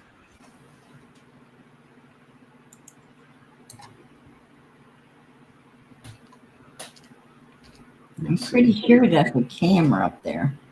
Oh yeah, they're on several red lights facing the intersection.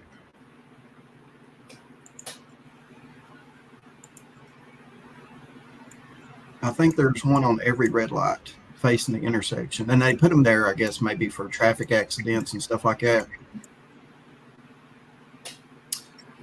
Yep, it says image capture November 2021.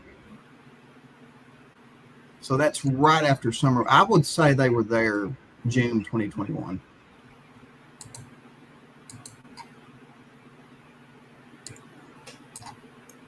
Because there's one on Hemlock facing the Walgreens. There's one on the Moreland red light facing Hemlock. There's one on each side of the red lights on 4 Henry Drive facing each other, and they're all pointed at that intersection. Let me go back. I'm going to try to see if there's any more.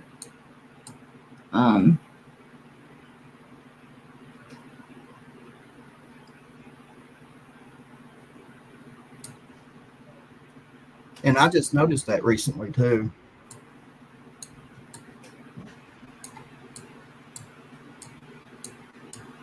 It only looks to me like there's one up on a pole. There's one. You see where the traffic lights are actually at, hanging off the pole? Yep. There's one in between each pole, in between each traffic light.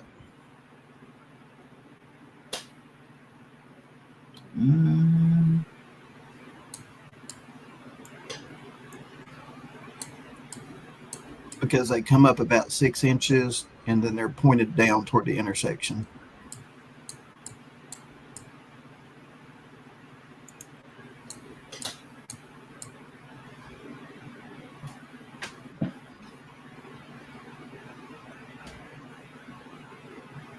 I see one that's pointed down on one side of the road.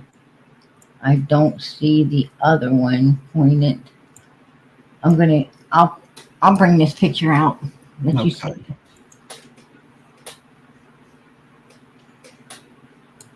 Give me just a minute.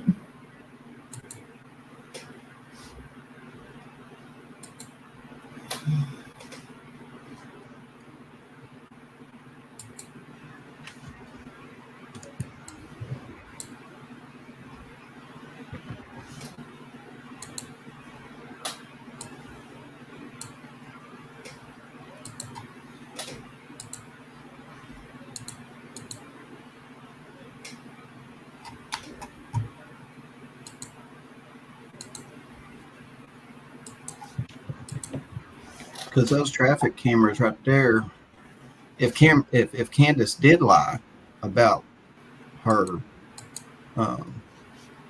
timeline, then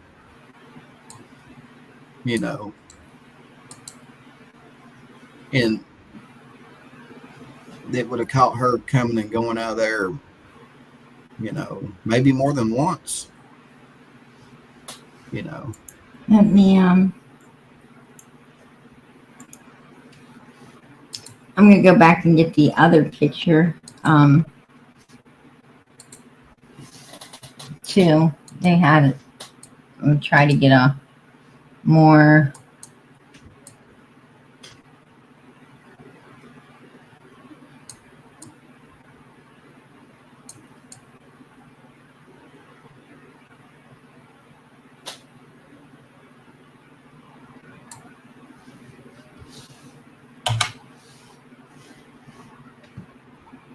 Yeah, Debbie says they were on the camera at Walgreens at one. Well, how'd you find that out, Debbie?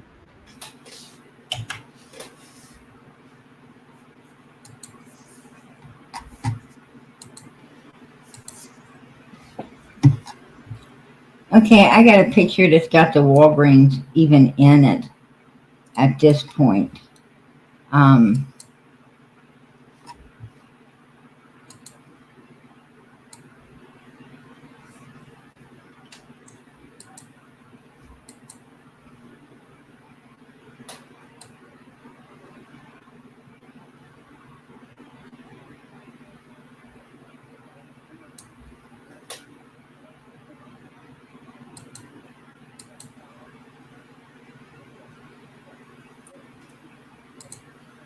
I'm trying to brighten the picture so you're able to see it a little better. It looks like at the very end of the light pole, looks like the Wi-Fi router, because it looks like they're operated by Wi-Fi. So each pole looks like it has its own router. Well, except for the one over there on Hemlock, it looks like it doesn't. I guess those things are run by Wi-Fi. It looks like a commercial router.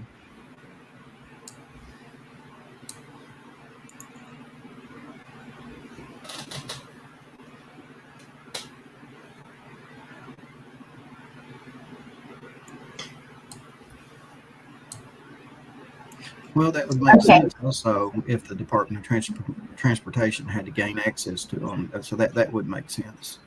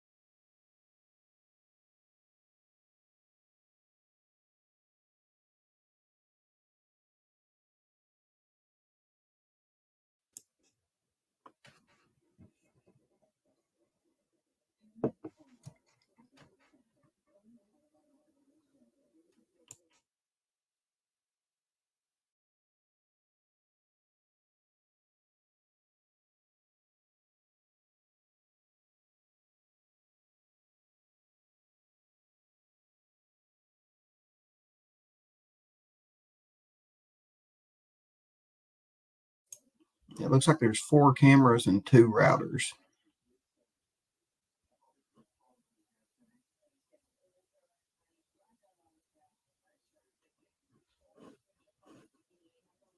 I wonder how many more traffic cameras are around Kingsport.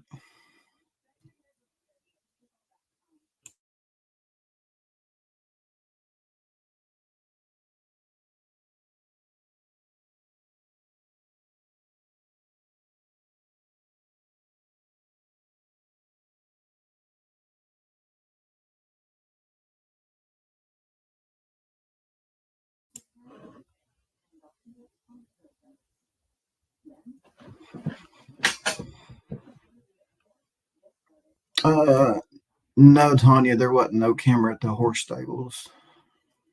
As far as I know, there wasn't.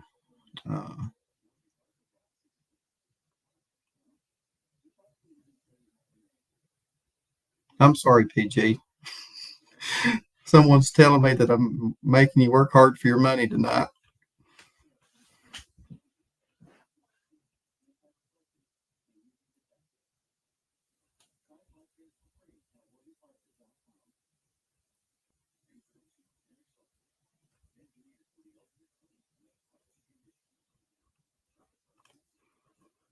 But that's what we do, right, Don? That's what we do. We have to do what we have to do. Here it is, right here. As you can see, and that's the. And now the one way back there in the corner looks like it's got maybe a camera up on it. yeah, all 4 of them have a camera on it, but only 2 poles have routers. This one, Yeah, the one you're looking at has a camera and a router. Okay, well, there you go. And that's the only one that because on the other pole over here. But as you can see, that's right. The Walgreens is right behind it. Yeah. There's the camera, there's Walgreens. So that definitely would help police, corroborate Candace's timeline. You know what I mean? Absolutely. Absolutely. And if anybody went out to the swim hole, because that's the intersection that you got to go through to go to Warriors. So if anybody went out to the swim hole during the time that she was out there, all those cars are going to be captured too. Right. Like if someone drove out there to meet her. Mm-hmm. Exactly. And that's probably if that is the case, police are going to keep that very tight-lipped. Right. Right. I think they got something, don't you? Yeah. I truly believe that they have something. Mm-hmm. Due to the simple fact that if this case by all means is not cold, absolutely not. I have called TBI, I have called Hawkins County, and trust me, this case is not cold whatsoever. Yeah. I did have a chance to talk to one of the official searchers that was out there in June, and they didn't really give me much information other than, because we got to talking about, why wasn't more people allowed to, do whatever. And basically, I was told that from the get-go, because, Dawn and Candace was acting so shady, and people around them were acting so shady. Right. The FBI basically was telling Ronnie, you keep this investigation in a tight circle because, this is going to be weird. Right. And that affected, unfortunately, EquiSearch. Well, I'm going to tell you, EquiSearch, they don't want them out there because I think they already know. Abduction, off the table. No signs of an abduction out of Ronnie's mouth. Pruitt done told us if she was out there, no shoes on, we would have found her. We would have definitely found her out there. Or at least signs that she was out there. And they found nothing. So, the point being is, and and the footprints don't mean anything due to the simple fact, and they keep saying, oh, Child Protective Services was up there on June 14th, 2021, closing up a case. No, absolutely not. June the 14th, 2021 was the day Mr. Dobbs was up there. Dobbs was up there, and Dobbs said what? He said, I ran into Don Wells. The first person he had seen in there was Donald. And then after speaking with Donald, Jody Sue and Andy comes flying down the hill, giving him hell and running him off with police, right? So what does that tell you? It tells me Don called Andy and Jody Sue, right? And let him know that Dobbs was on the property. So, and Dobbs met Donald when? As Donald was coming in from work. So that tells me that, Don Wells, there was no Child Protective Services anywhere around there because Donald's calling Andy and them. And now here comes law enforcement down through there. And then Don, Candace, and Grandis and all the kids and Jody Sue and Andy and their kids, now they're all down at the bottom of the property in the road talking about, what? Mr. Dobbs. And they're waiting, and they're down here partying and running around all the way into the night. When it gets dark, then they get in a truck and they go looking for who? Mr. Dobbs. And where do they go looking? At all three of the hotels that they suggested to him, which thank God he didn't go to. Why were they looking for him? Why was they looking for him? I'm going to tell you, you don't go looking for people for no reason. There was a reason. I questioned Andy. He couldn't give that reason. Why? Because the reason would incriminate him. And, so that it is what it is. It just is what it is. So where in the hell was Child Protective Services in the mix of all of this shit? There was no Child Protective Services up there. And I'm going to tell you why. Because that case was not closed yet. It was getting ready to be closed, but it was not closed. I think once CPS got wind of, what was going on, I guarantee you that next morning, they placed a phone call and told the police, we're currently investigating that family of that little girl that's missing. Mm-hmm. And, then, CPS spilled the beans about how bad it was, I bet. Well, I'm going to tell you what happened. Law enforcement, CPS was getting ready to close that case, but they hadn't closed it out. They had not closed it. And then what happened was law enforcement came in. It got busy up there. They were wanting to question the boys. They had things to do and everything. And then when law enforcement realized, when finally law enforcement turned around and realized, hey, this child, no way there was an abduction. No way, with no shoes on, she's out there. Because they've done some deep searching. I'm going to tell you what they did. They said, look, these parents are number one suspects in this shit. And, and law enforcement's like telling we can't clear them. There's no way we can clear them. They, and can't have another child disappear. That's when Child Protective Services came in with the supervisor. This is when they came in with the supervisor. And they came up there and because they didn't know if they was going to have trouble or not. They came up there and they took those boys away. And I bet you that law enforcement was with them as well when those boys were took off that hill. It was the caseworker, her supervisor, and law enforcement went up there to remove them kids.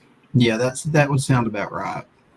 Yeah, because anytime you're doing that, it can be a very volatile situation. Right. And you know, and Don act like he agreed with it and blame it on YouTubers or whatever. I'm going to tell you something. Um, Don and Candace weren't worried about, you know, getting the kids anywhere safe. They didn't ask Mary to take the boys, or Don's dad and the family take the boys, or his sisters take the boys, or no, or maybe just a friend or a neighbor take the boys. Um, you know, up until Child Protective Services took them, right? No, I'm going to tell you something. Don and Candace were not worried about that not being a safe place for the boys, because the only thing they were getting was a bunch of gift cards in the mail, a bunch of money, a bunch of cash apps, a bunch of, you know, people supporting them. And they were not worried in the least about anyone coming up on that hill, because they had tons of people up on that hill supporting them, like the church. They had, you know, Andy over there supporting them. They had Fred Hill at the time down the road. You Hey, know, you know what's kind of funny, PG? You know that selfie that was taken with Robin and everybody up there. mm-hmm. The funny thing about that selfie, that group selfie as I call it, is 3 of those people have already been arrested. Oh yeah, wasn't that something? That's true. That is absolutely true. Well, hey, I just wanted to show you that camera stuff I found. I didn't know if you was aware of that or not. You know, I figured from early on, I heard that they had camera footage of earlier in the day, that they didn't need, that they knew up till everything cut off on them at 2:30. Um, everything cut off around 2 o'clock, to be honest. But Hunter was dropped off at 2:30, and the reason that they know Hunter was, you know, had nothing to do with Summer's disappearance, as in being at the Wells house, is due to the simple fact that um, Allie was at one ballpark and Hunter was at another one, seen by a lot of people. There was a lot of, you know, witnesses, like teachers and other people who were able to vouch for them and their whereabouts during the time. Yeah, and well, Hunter's phone will ping, at the Right. ballpark, And so, the time frames, Yeah. were, you know, able to be accounted for, yeah, and phones as well. yeah. But So I just wonder if that phone call Dawn made to Candace. I they wonder. didn't get disconnected. I wonder if the person Dawn was talking about ended up maybe driving out. Maybe driving. I know this is probably far fetched, but I wonder if they actually drove out to the swim hole to meet Candace, and then left. Just to make sure that everything was still, set in stone for what was going to happen later. I don't think so. I think the phone call that Donald made to Candace when Hunter was there, you're talking about the one earlier the day that Hunter talked about? Yeah.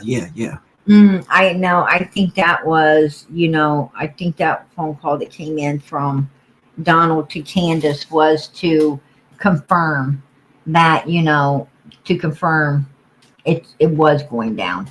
That I, it was. I don't think that Hunter under really, you know how hard it is to, if someone's talking to somebody and they ain't on speakerphone. Yeah. It's, you're only catching bits and pieces. You're not catching the full conversation. If they put it on speakerphone, then yeah, you know everything's being said. Yeah. But And Hunter probably was like, by Candace's actions when Dawn was talking to her, Hunter probably had a suspicion that something's up here. right, you know, exactly. And well, I found it suspicious that she asked everybody in the car to be quiet, because he was calling. That told me that she didn't want Donald knowing Hunter was with her. Or, so that was, something different right there. But here's the funny thing. Um, Candace, Candace wanted someone that day to witness that Summer was alive and well. Yeah, Because just I like tell you, Mom wanted the Subaru to be here. right, He said he was at work. we heard Robin Lane say early on that she was supposed to watch Summer that day, but she had so much to do, she was unable to watch her. Remember that? I missed. Robin said, yeah, early on, I heard Robin say, I heard Robin say that that particular day that Summer was supposed to be with her. She was supposed to watch Summer, but she wasn't able to because she had so much going on. So that tells me that Candace must have called Robin earlier that morning when she was taking her mom to the hospital to see if Robin would watch Summer because she wanted a witness. But instead, she goes and she tried to act like Hunter contacted her. But indeed, she was the one who texted him and then he called her. She said he called me like she had no, just out of the blue he called. That was not true. She texted him and then he called her and then she went to his house. And I think that she thought, well, him and Allie will be good witnesses that Summer was up and running and they did have her. Um, you Well, know, Allie this and was all premeditated for sure. yeah, Allie and Hunter had no idea what was coming that evening, did they? Oh, hell no. Absolutely not. I wish people just wouldn't lie so much in this case because, we don't know if Allie went to that vehicle or she didn't now because supposedly she told the neighbors she didn't. And then she was telling everybody else she did. Oh, And now we don't know what the hell is the truth and what ain't the truth. remember when Candace went up there and confronted Hunter? Oh, about the drink and everything? Yeah. Mhm. And Allie said that she called the detective after she left. Oh, yeah. I bet you my life that John Pruitt hightailed it to 110 Ben Hill Road, and he was sitting at Candace's driveway when they pulled up in that damn truck. Possibility. I'm going to tell you what cracks me up, though, is I heard Allie sitting there. She says Candace comes over a couple of days later. This is what gets me. Is Allie knows that Hunter was with Candace the very day Summer came up missing. Allie does not, any way, form, or how, contact law enforcement or nothing. Candace comes a couple of days later, running up into the house to get on to Hunter about law enforcement because Candace and Grandis and them were the ones that told about being at the swimming hole and showing the video and telling who the boy in the video was, which was Hunter. Now, Allie was, and then Allie has the audacity to stand in the video that JLR and Molly Golightly and them made up there and say, what did she have the nerve to stand? Well, Candace came up there and said, we're the ones that sent them. But I was going to call them and let them know that the boy, no, Allie, you weren't. You wasn't. You wasn't going to contact law enforcement any way, form, or how about June 15, 2021, or any of your all's involvement whatsoever, period. You wasn't calling nobody. It was Candace and them and showing that video that actually got law enforcement to question Hunter. But if Allie had her way and Hunter wouldn't have been in no video, I don't think you would have ever heard about Hunter, period. I really wished Allie and that whole group, Great Grandbun and all them, I really wished they would have quit talking to YouTubers after Chris McDonough. Right. It just kind of got, just got muddy after that. Real muddy. Well, I'm kind of glad that these people don't stop talking, because if she would have stopped talking in the interview with Chris, then we wouldn't have known. What I'm saying is, when that's the great thing, is when believe it or not, I mean, when Summer's case is over, I'm probably gone. You know what I'm saying? I'm probably out of here. But because I care too much.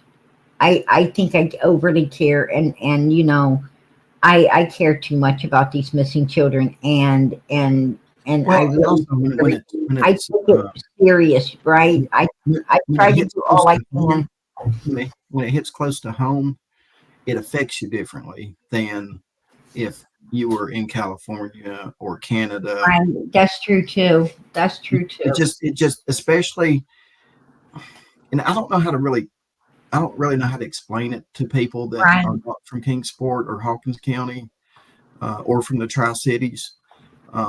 But it just, because you've got that personal connection with the area, it right. just spiritually grabs you.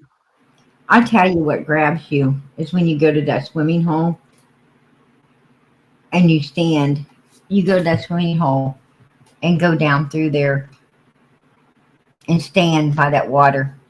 You want to be grabbed. That's where it's like a mix of emotions going on all at once. It's like almost, it feels like you almost feel that child spirit or something. I don't know what's there, but there's something, I just mean, that swim hole really was, something. You get this feeling when you're there. see, And that swim hole was, see, my mom died back in 1980. right, And when my dad got custody of me and my brother and brought us to Kingsport to live, he took me to Warriors Path for my very first fishing trip. And he parked right there at the swim hole. And he let me go down there. And that's where I caught my first big old bass. oh wow, And a guy standing next to me wanted it. So I gave it to him. And I think I was maybe 11 at the time, probably 10. And so now this is associated with that swimming hole. I mean, I had a good memory of it, but now, this goes with that. You know what I mean? right, right. You know, Don and Candace, from all the puzzles, the pieces of the puzzle that I have been able to diligently get a hold of, and try to piece all of this together as law enforcement would. Um, from my understandings, you lose track about 2 o'clock. But Hunter did get home at 2:30, and I truly believe that. I truly believe he I arrived do. around Yeah. 2:30, 2:34, 2:35, somewhere in there. I believe by 2:40, Candace was heading home with Summer and Granny. Um, and, and I believe that they did hit Ben Hill Road safely. I think Candace was earlier looking for a witness to Summer being alive that day, and she got one. I think that's why she took Summer with her as well, to be seen and so forth, earlier that morning.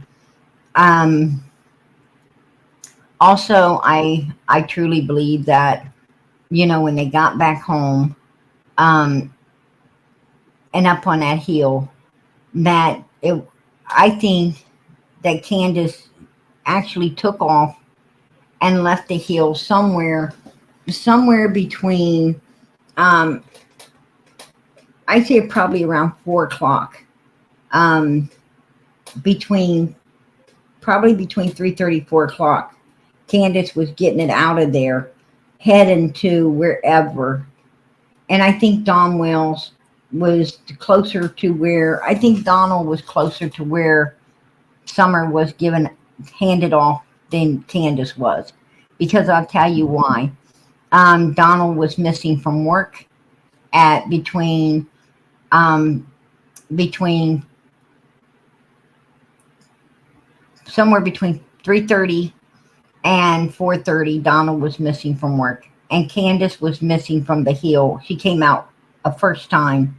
Law enforcement knew that. They asked her because a trail cam had picked the vehicle up, I guess, and they asked her where she had went the first time. She couldn't, she said she hadn't come out a first time, that she had only came out the one time when she was driving around and Jody Sue and them were down there. But law enforcement told her, no, you definitely came out a first time.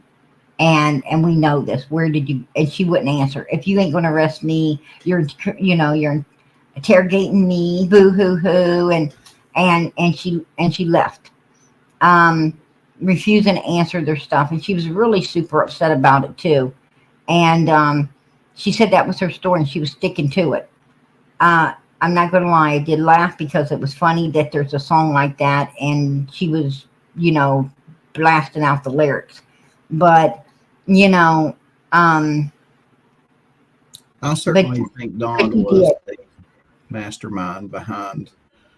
He was the mastermind, and I think they met because Jody Sue said at 5:30 they were shitting and getting it up through there in a hurry, and that's because Candace needed to get back there and stage everything before Donnie could come home from work.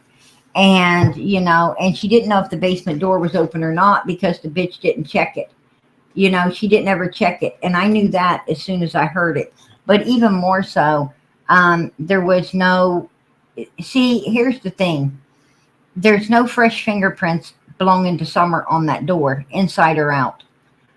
So that means she didn't open it or close it at any point. There also, the fingerprints that are on there were not smudged. There's no fingerprints outside of the family on that door handle, meaning the immediate family. There's no fingerprints belonging to anyone that wasn't immediate family on that doorknobs. And and not only was there not fingerprints of anyone outside the family, but none of those fingerprints had been smudged. None of them were smudged, meaning if someone came up there with gloves on and came into the basement, the fingerprints on the door that was already on there would have been distorted. You see what I'm saying? Because when you use gloves, it's kind of like wiping the door handle off with a rag. It smears them. So these when you can get clear fingerprints and none of them belong to nobody, none of them's fresh, belonging to the person who's supposed to open the door. And then the ones you did get are nobody's outside of the family, and none of them are, and they're clear fingerprints, meaning no one even came and turned the handle with gloves on. And that means somebody's fucking lying. Here's what gets me, PG. This is what really puzzles me about the trail cam. Right. It captured, Candace leaving. But why didn't it capture? It captured her leaving and coming back. Okay, why didn't it capture, like, if someone took Summer or she was handed off, why didn't it capture that person or that vehicle? So I wonder if that trail cam was on Bean Hill Road, but the actual handoff may have happened down there at that shed on Beach Creek. I don't think that the handoff happened anywhere near that vicinity. And the reason I say that is because wherever Candace went, it took her a minute to get there and a minute to get back. She didn't get back till 5:30 heading up the hill to stage everything. So I'll be honest with you. They could have done it up there at that church and nobody would know. From my understanding, I think it was closer to Jonesboro. I think it was somewhere, because Donald was missing from his work between, from my understandings, I hear that someone said that Don was missing between 3:30 and 5 o'clock. Yeah, and when you're doing that, I mean, if anybody's seeing you do it, they're probably just thinking, well, I mean, seriously, how many people have you seen I park personally in a parking believe. lot? I You know, personally believe that I personally believe that summer was handed off between 4:30 and 5 o'clock. If I yeah, have to say what time Dom was there, Candace was there, and whoever else was there, I say it was around between 4:30 and 5 o'clock. yeah. I To be mean, Dawn could have handed her off to more someone to else. the Probably 4:30. would have thought, it was a custody thing, a custody handoff. We see it all the time in Walmart parking lot, and everything where the mom meets the dad, and Right. you know, Absolutely. nobody would have thought anything different. But I think it was probably wherever they met. I think it was like in the middle of a road, like a road, like a stretch. I think it was in the middle of a stretch of Yeah, road. they're not going to do it. They're not going to do it in a public place with cameras and people. No. And see, that's the thing, is Donald knows that you can go, if you're on a stretch of a road, cameras aren't going to get you, especially country road, because there's nothing on that stretch but, Well, you now know, let me tell you this: there are cornfields and stuff. the Ring doorbell cameras. There may be a few of them on that country road. Um, well, Don ain't going to pick one that's got houses. He's going to pick a place that has no houses. And there's a lot of places in the area, and there's a lot of places in Tennessee, and that, in Jonesboro. There's a lot of places over. There's a lot of places between Kingsport that ain't nothing but. I mean, there's no damn houses on either side of the road. Tennessee is one of those places that just. Tennessee's just one of them places that there's a lot of empty land, right? Nothing but trees or bushes on both sides of the road. Yeah. You ain't gonna see no damn house. You could drive a Now, mile and not see a house. now that road that Don went to and from his home to work. I did go on Google Maps up and down that road, and there's a few businesses. I think one of them might be like a garage, and there's something else. And I happened to notice that they did have. Now, I don't know if they were working at the time, but on that highway, that little 2-lane highway that goes to Jonesboro that Don would have took to work, um, there's a few places that I did see that had cameras on the buildings. But again, I don't know if they were working. You know what I mean? Right. Exactly. Um, and that back road going to lead into. See, you can go to to get to Ben Hill Road. There's a back road that goes into Ben Hill. Um, Also, and then there's the regular road. There's a lot of businesses on this Oh yeah, back. I think there's a place out there called Hall's Cross. If anybody in the chat is local, you'll know what I'm talking about. Um, Out that highway that Don would take to work, there's a place out there called Hall's Crossroads, and I Mhm. think there's a small convenience store, gas station there. Um, I couldn't tell, but they probably do. But they were probably, the cameras are probably pointed at the gas pumps. You know what I mean? They're probably not pointed at the road. Mm,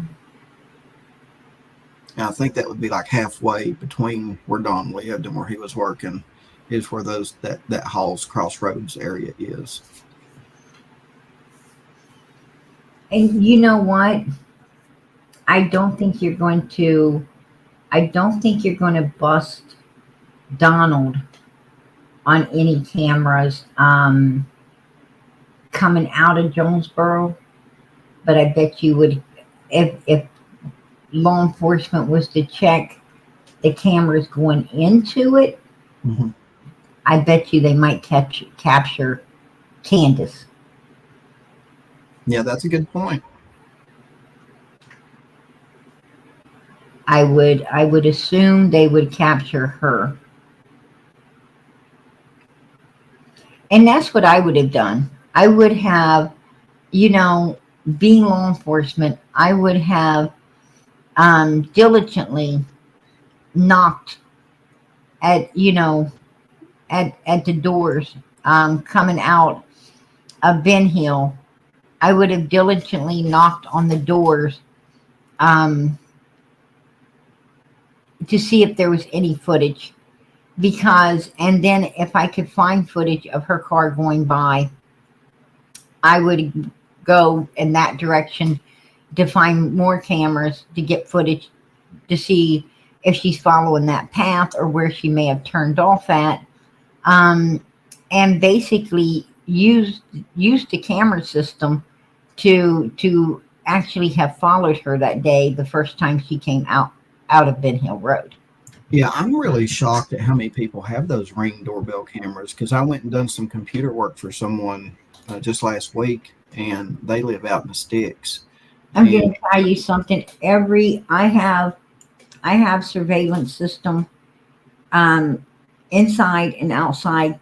I mean, completely through the inside and outside of the home. The only except the bathrooms. But if you walk through my home, you will be captured in every single room. You'll be captured coming. You will be captured going. You. There's no place you're going to go that you are not captured. Yeah, I can't think of what that surveillance. I can't think of what that wireless camera company is called now. But God, everybody's got them. And it just is what it is. And yeah, it's amazing. It is amazing because it's like you just, you open your phone up and you see everything. I mean, you can walk all the way around your house outside. You can walk all the way through it inside. It's beautiful. Yeah, I hear absolutely. And you can talk. You can actually, no matter what room, you can open it and talk, which I love because I can just if I want my daughter, I can just open the surveillance and say, hey, we're getting ready to go somewhere. Come on down here, Yeah. and I can hear her answering back. It's basically, it's not only surveillance, but it's also a great intercom system as well, right? Yeah. I mean, we control with what we have here. I can control the air. Like when we went to Myrtle Beach, you can control the air conditioning. You can control the refrigerator. Basically, any appliance you can control with it. If it's got that capability, you know what I mean? Right. Mm-hmm. And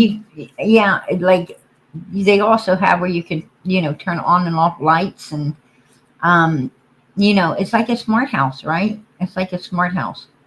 It's amazing.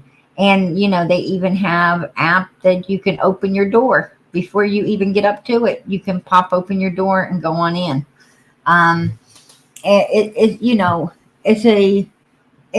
It's a beautiful way of life, but it also can be, not so safe way of life as well. Yeah, I got to when I got to looking at social media and trafficking. I didn't. Prayer Garden. I didn't know that Facebook. It's all over the news about Facebook having having to deal with it. What Craigslist. It just kept going on, and I'm like, and then you start pulling up these news articles of parents, using it to sell their kids in these rural communities ever since the C word hit. You know what I mean? Right. And it seemed like it was kind of going on before the virus come out, but it seemed like after the virus come out, it really exploded. Right. Because it really put people at that point kind of in a bind, and they were already struggling, but then they were struggling more. But then on top of that, if you've got those people that have addictions and other things, it just exaggerated the problem. And, Well, I would, with all the, when the C word came out, I think things did get rough there for a minute. And you're right. But once they started handing out all of that, that stimulants and everything to people or whatever, the money's out there, I'm going to tell you what, it seemed like, money was flying everywhere there for a minute, right? Yeah, just to show everybody in chat how big a deal this is. Just go to your search engine and type in social media trafficking, and if you do it through Google, there's a little tab, some buttons at the top, and one of them is like news. You can click on that, and it'll pull up news articles. I ask people to go look at that. That's in your chat, and you'll see how big it is. It's huge. I didn't know it was big. 300, if I'm not mistaken, 350,000 people a year. 53% of them are children or minors that get trafficked. They come up missing. 53% are children. 350. It looks like Facebook is under fire. I think it's 305,000 people come up missing a year. Yeah. 53% of these people are minors that come up missing and trafficked. I was surprised to see Facebook. If I'm not mistaken, that is the statistics on that. Yeah, I was surprised to see Facebook in there. I was just like, but yeah, apparently Facebook come under some fire because people was wanting Facebook to, tighten down on that stuff because they've got the ability to. But I mean, it's still, they can only do so much. And I'm going to tell you, you can't blame social media. You got to blame parenting. You got to blame parenting because social media does not parent your children. You do. Social media cannot stop your children from doing things you do. It's like it's like blaming the store for your child snitching a candy bar. You can't blame the store for your child snitching a candy bar. You got to blame yourself for not teaching your child to not, be a thief and not snitch candy bars. Well, it's not. Yeah, and again, it's not. It's all parenting.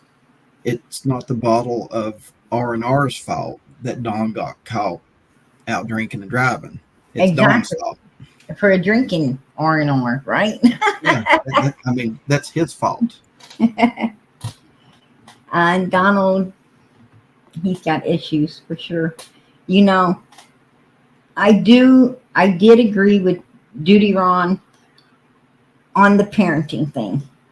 He called it right when he said that these people are not good parents, that they should not have ever had children.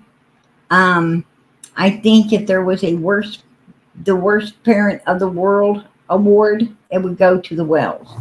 I did agree with him on that.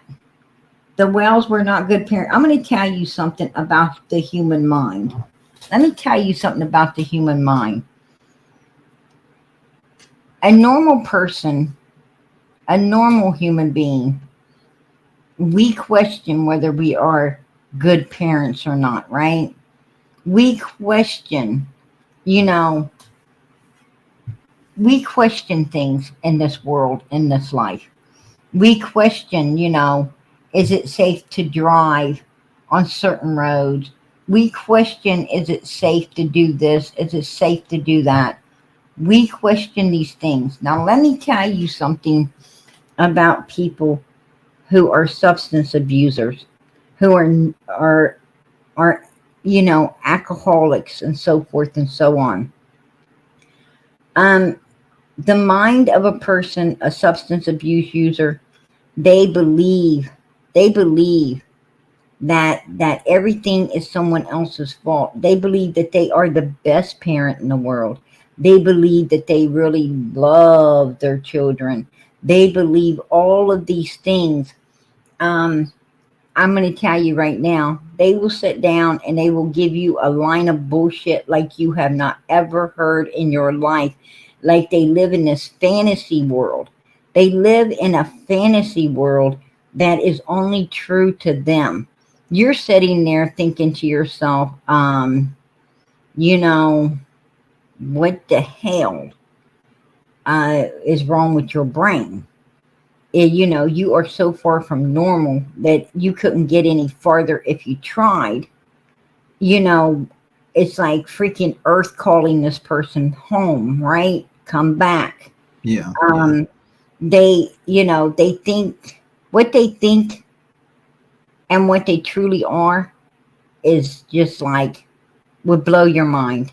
Just It like would blow your mind. the Quentin Simon case, when I seen, Leilani?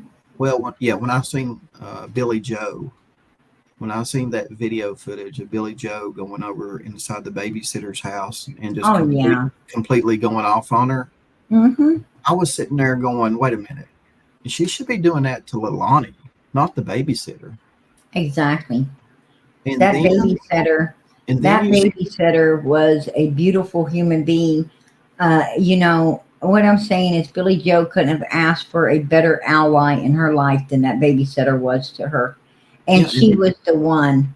She's the one that dropped the damn ball. Really, Billy Joe shouldn't have been over there yelling at her or Leilani, because Billy Joe's the one that had custody of those kids and was supposed to make sure that them children were safe at all times and not left in the care of the very people that the children were taken away from. And she left them in the care of those people, and that is what happened. So, if she's going to blame someone, look in the fucking mirror and blame the person you see in there.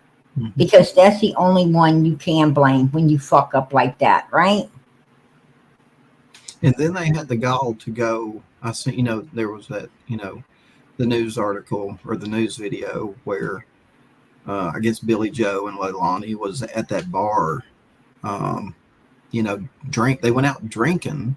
Yeah. While the police were knee deep in toxic filth looking for that baby's body. And let me tell you something. That was a prime case. That is a prime case right there of a mom, of a mother wanting to be more of a sister to her child and a friend than a damn mother. Because I'm going to tell you what, I don't care. I do not care, how old my children get. I mean, I don't care if they're in their 20s. I don't care if they're in their 30s. I don't care if they're in their 40s. And I don't personally give a shit if we're at a wedding. I will not drink with my children. Don't you ever hold a glass of liquor up where I'm at. Absolutely not. I don't care what age they are.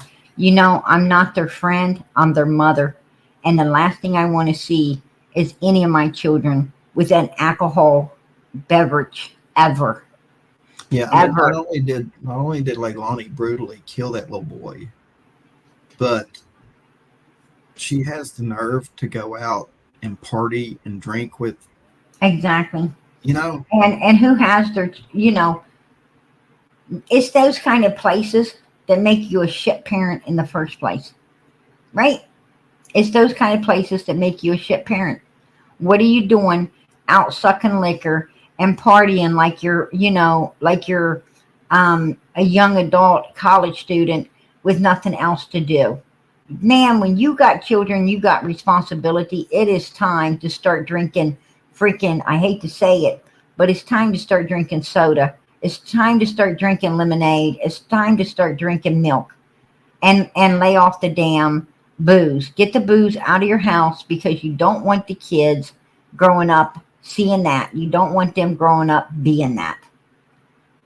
Hey, let me ask you this. Do you remember that statement Jody Sue made about, the kids being over at Don and Candace's and the drugs being also over there at the same time? Mm-hmm. How many people how many victims do you think there's actually going to be in this case? How many what? How many victims do you think there's going to actually be in the Summer Wells case? Because I'm thinking some of the victims, were young then. They may already be adults now, and when this thing finally starts to end up into the courtroom, Well, we have a lot of victims up in Utah of Donald. We have, victims in Wisconsin, children that are victims to abuse from Candace. In Wisconsin, we have a baby born in Arkansas that, was, from my understanding, sauteed in whatever she was doing, to the point that they took it into custody. And then let's go on to Tennessee where, there's a bunch more.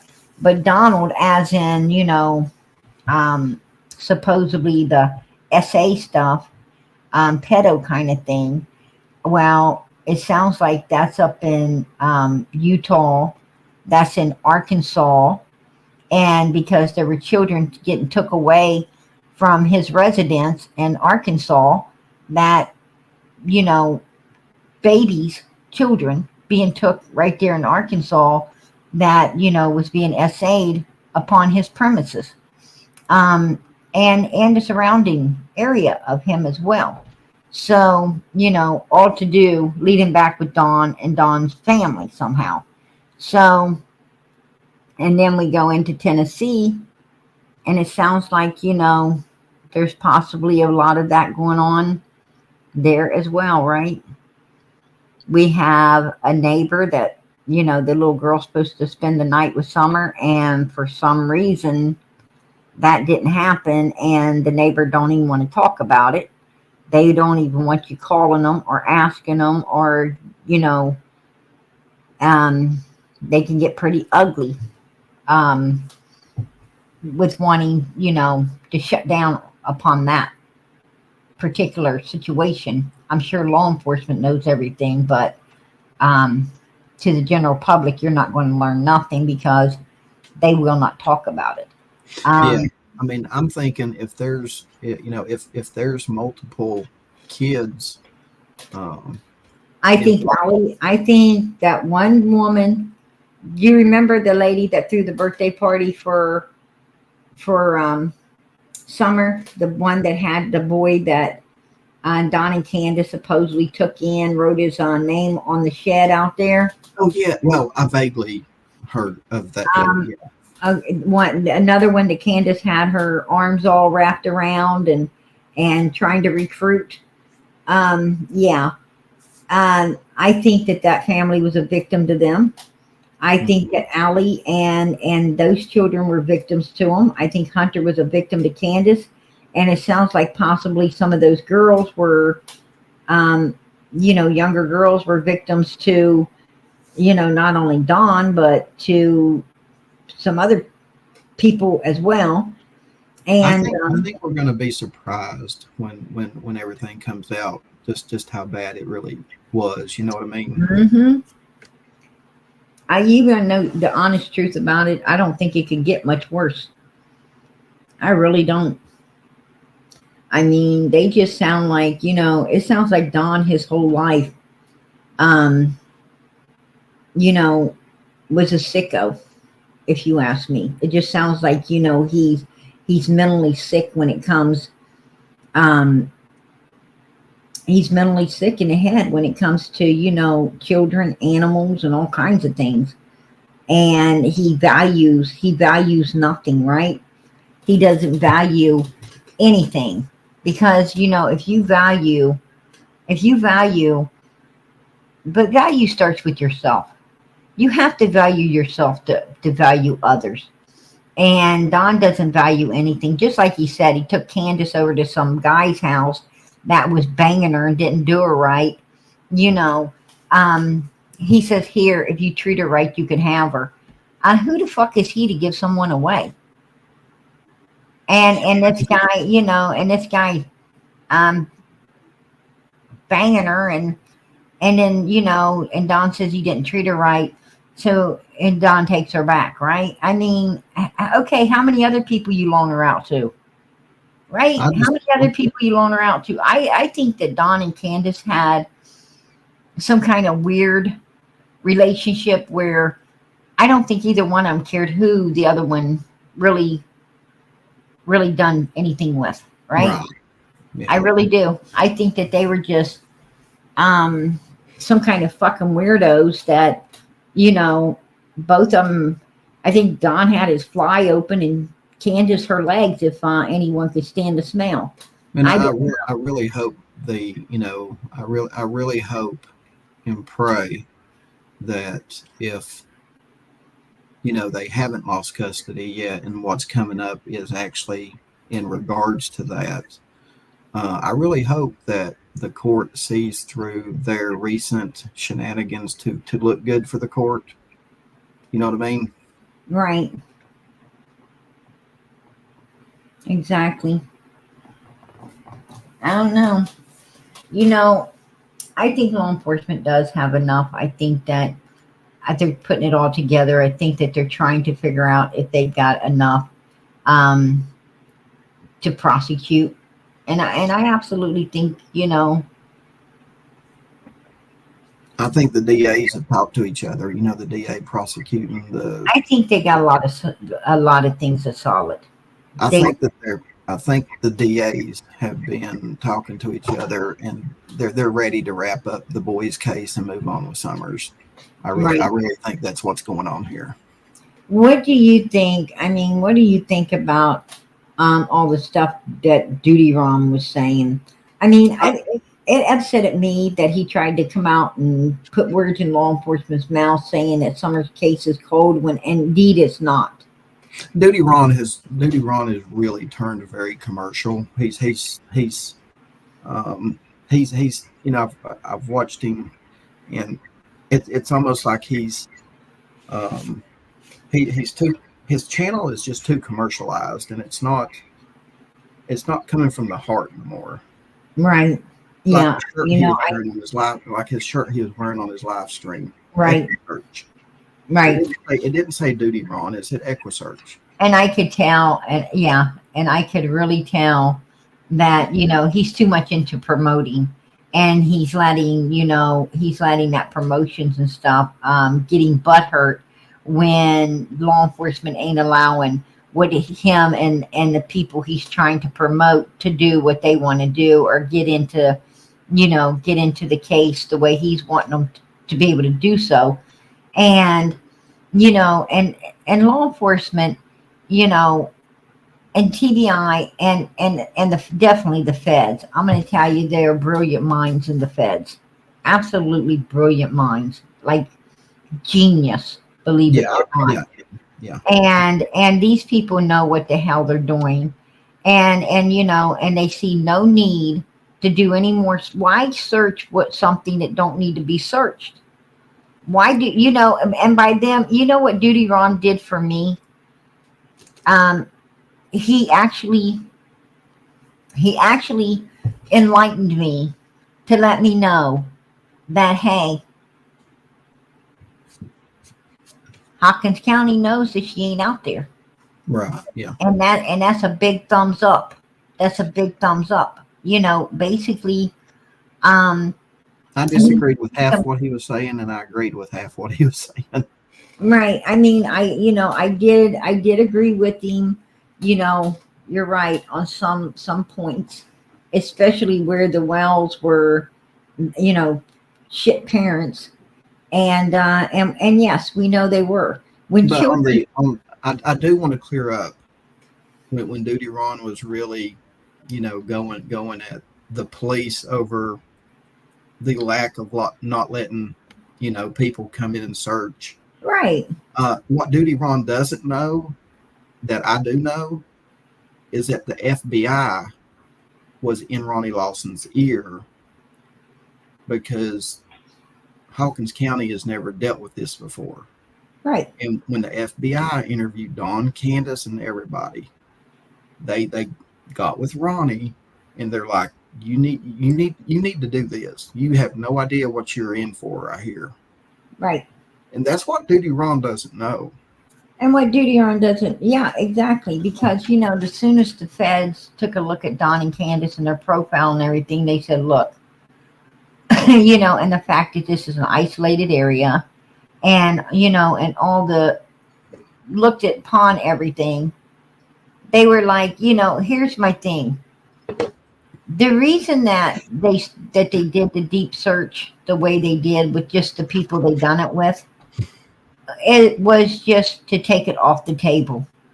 I mean, what I'm saying is they already knew. They already knew, you know, who the main suspects were when they went out there. But they still had to go out there. And I'll tell you why they got to go out there. It's because a lot of times things go wrong. Things go wrong and things happen, and then there is no, you know,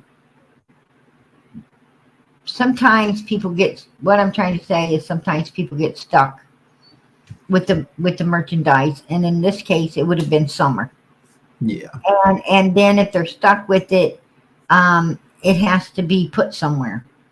So, you know, and what is people like Don and Candace, if something went wrong and things didn't go right, where are they going to put the merchandise? Yeah. Somewhere in that vicinity. So that's really what they were looking for, not Summer, because they knew barefooted they would have found her. I mean, when Hawkins County come out there and interviewed Dawn that night and everything, you know, they knew something was up.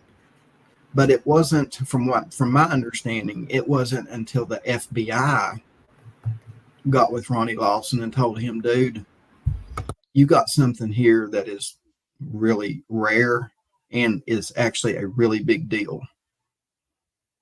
And I think that's when Ronnie was like, okay, I'm open for some advice. Well, I think the feds had, you know, the feds have, what you don't understand is the feds have a lot more information about what's going down as far as trafficking in those vicinities than regular law enforcement would have, because trafficking is a federal thing. So, you know, and the feds have a lot better understanding of who Don Wells might have been in contact with, that they have been looking at and suspecting of this type of thing for a while. So, you know, and they link them all together. Yeah. You know, and when TBI asked him, like, when they told him, you know, we think you sold your daughter, you know, and then they come back at him again and say, did you sell your daughter? You know, now you have him in his face saying, this is what we believe. Then they have him in his face saying, did you? Right? And the one thing Don smiled and takes a lot of pride in, like he said when the news lady asked him, you know, did you have anything to do? He asked her a question back, didn't he? And he grinned and he thought he really got one over, right? Like he's a, you know, how you like that, bitch? Type thing. Now, if you take note, you know, then he talks about it again, didn't he? With Cher. He said the dumbest damn thing he ever heard was that question. Like, yeah, motherfuckers, you know, I'm going to let you know if I did, I did. Yeah. You know what I'm saying? So, you know, this is something, you know, we're talking about your missing child and a person that didn't have something to do with. What I'm saying is, like all criminals, Don's a bragger, and that bragging is what gets you fucking busted. Yeah. And because a normal parents with a missing child would have no reason to brag about anything. Matter of fact, if people of a real missing child, that's the last thing they be thinking about doing is what the Yeah. fuck he's doing. And And that that whole shows deal. even more so that they're fucking guilty of doing whatever they did. And And that's my opinion. That's my opinion. that whole ordeal with Tim Mullen looking for an attorney for Don and Candace. Oh my God, wasn't that a hoot of a laugh? You know what I think he's really trying to do? I think he's trying to find him a defense attorney. That's what I think he's trying to do. I'm going to tell you something. That dude is a freaking, something. I hate to say it, but that guy really intrigues me. He really intrigues me. I would just like 5 minutes to sit down and speak with him. I'm not trying to pick his brain or anything like that because I don't believe in picking humans' brains. Who the hell does that? But I really would just like to get a better understanding of who this man is because, he intrigues. I mean, I see this person that's like outside of all this other stuff we see with Tim. It's like I just like to know who the real person is. I am from the Kingsport area, and I will say this: there's a lot of, and if you know anybody from the Tri-Cities there, the people from the Tri-Cities area, you'll know this as well. There's a lot of people in the Tri-Cities that have an obsession with being famous, and that may be what Tim latched onto this, thinking, well, maybe that this is his ticket to, you know what I mean, to the stars. But I think Tim better look for a new ticket. right. And I hate to tell Tim, but the way this case is going right now, and his age, I mean, the way this case is going right now, all of us might have a bear down to our feet when it's over, right? So did Tim like that website, findsummerwells.com? Yeah. Whoever made that website. Tim is the one that made it. I put it together and runs it. I don't know if he had any help from Robin or anybody making it, but I do know he runs it. The kids at the middle school could make a better website than that. I'm going to tell you something. Yeah, you're absolutely, you're absolutely right. You're absolutely, well, yeah, anybody. I mean, I run a Facebook for Summer and other missing children. Mm-hmm. And I post a lot of stuff, there, pictures of Summer and different things. But I also look for the truth to post when I'm posting. Tim Mullins, I mean, I don't get this guy. I really don't get him because this is the type of crap that he's posting. Let's be straight. The Wells boys were taken during the chaos of traumatic panic and emotional upheaval in the parent's life. And the boy's life. The DCS had never worked with an Amber Alert family, so their protocol child rescue techniques hardly apply now. There's no such thing as an Amber Alert family, you dumbass. I think they're just butthurt because they know they ain't getting the boys back. He's insane. He's insane when it comes, an Amber Alert family. What? Yeah. An Amber Alert. They're just butthurt. An Amber Alert is put out for missing children on Tim. And, it's like called protocol. When you ain't sure what happened to the child yet, an Amber Alert goes out. But then, you do some deep dirt diving and research, and you find out that, these parents are number one suspects. Evelyn Boswell, Leilani Simon, right? Lori Bellows case. Come on. Don, Candace, and Grandis. Then you start finding out who the real number one suspects are in all of this, right? And it's not, but you have to put the Amber Alert out just in case. It's protocol. It's called protocol. And there's no such thing as Amber Alert families, moron. I don't even know where the hell he came up with that, but that's like, that's his level of thinking, and it's not too high. Yeah. But it sounds like I've seen times when Tim was really, for Summer. He was really for Summer, and doing what's right for Summer. And then I've seen, where he don't seem to be. It's like he's kissing backside. Now, when he showed Decided the Heel, remember he videoed Decided the damn Heel? And he was showing how, oh my God, you break a hip trying to do this shit, even if you were 20. Mm-hmm. I feel he was for Summer at that time, and I feel that he was like letting the world know, this is bullshit. But, but then other times like this right here, I'm thinking, Tim, are you, what are you doing?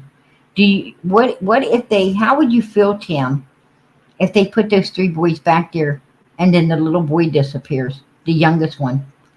Because he's still young enough that Dom might be able to, make a video of him pack him off, and a couple weeks later, he's no longer around as well. And they're just the type to do it too. And how would Tim feel? What would Tim be doing then?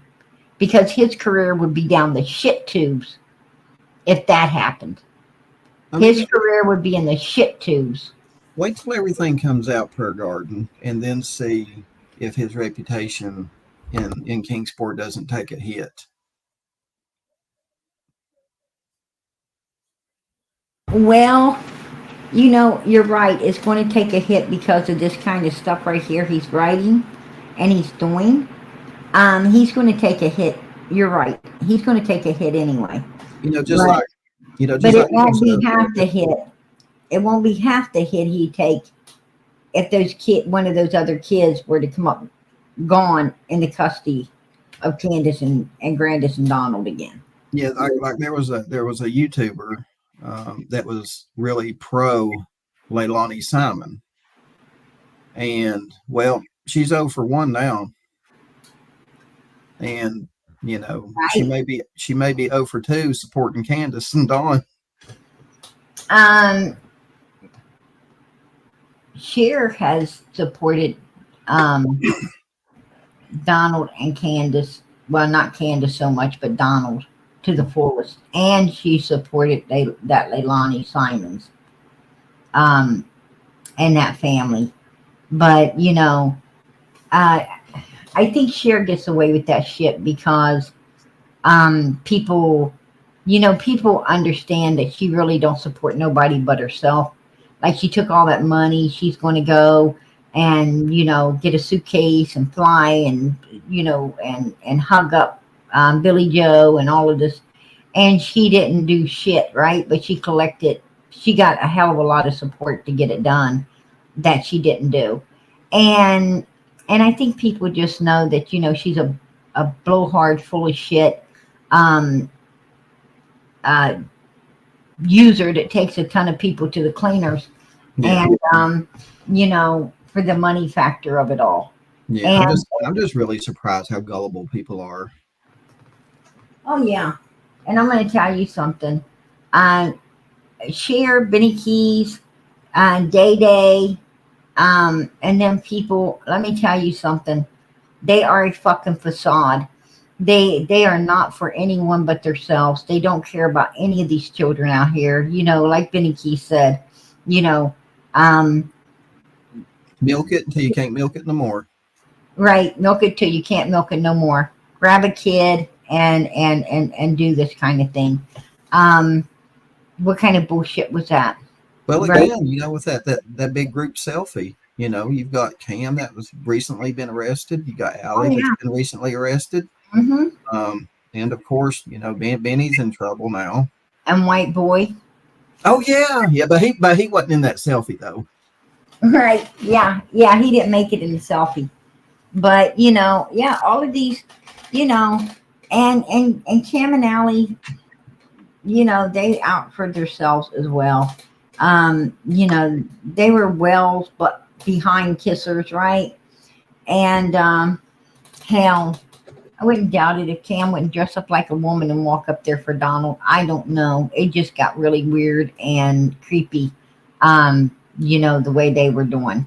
But Now, I did talk to Dawn. One evening, I did talk to Dawn, and me and him was having a pretty good conversation.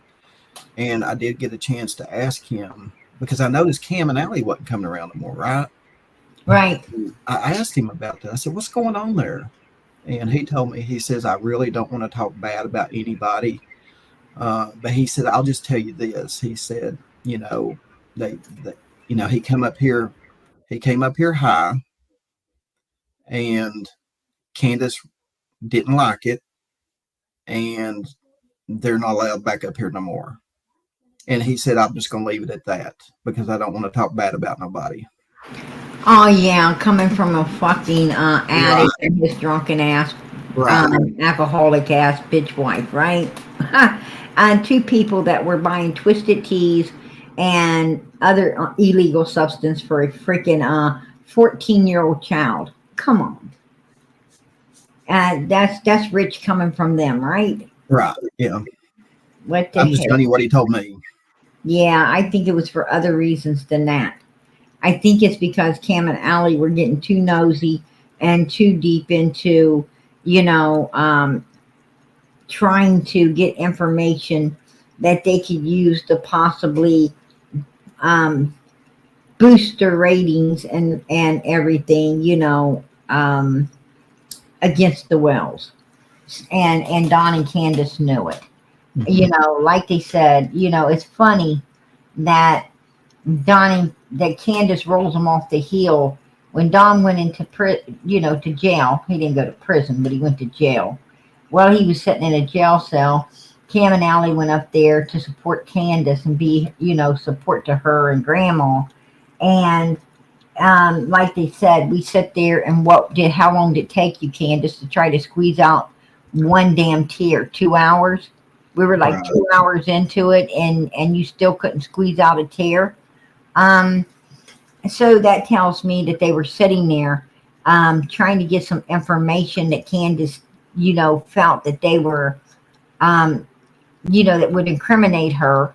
She felt like, she was trying to hold it together, but she felt interrogated by them. And therefore, your asses ain't coming back around here. If you want to fucking talk to me and ask me shit like that, that ain't support. Support is when you're, you know, um, willing to get high and suck down some liquor and talk about bullshit and play music and say screw everything else, right? Basically, what Leilani Simon done. Exactly. Well, I didn't know it was 2:30. Prayer garden. I'm gonna get off here and go to bed. All right, all right. Hey, I tell you what, I appreciate you coming up, man. God bless, much love. All right. It's good conversation. It's nice hanging out with you. Hey, it was great seeing you up here. God bless. All right. You have a good night. You too. Bye.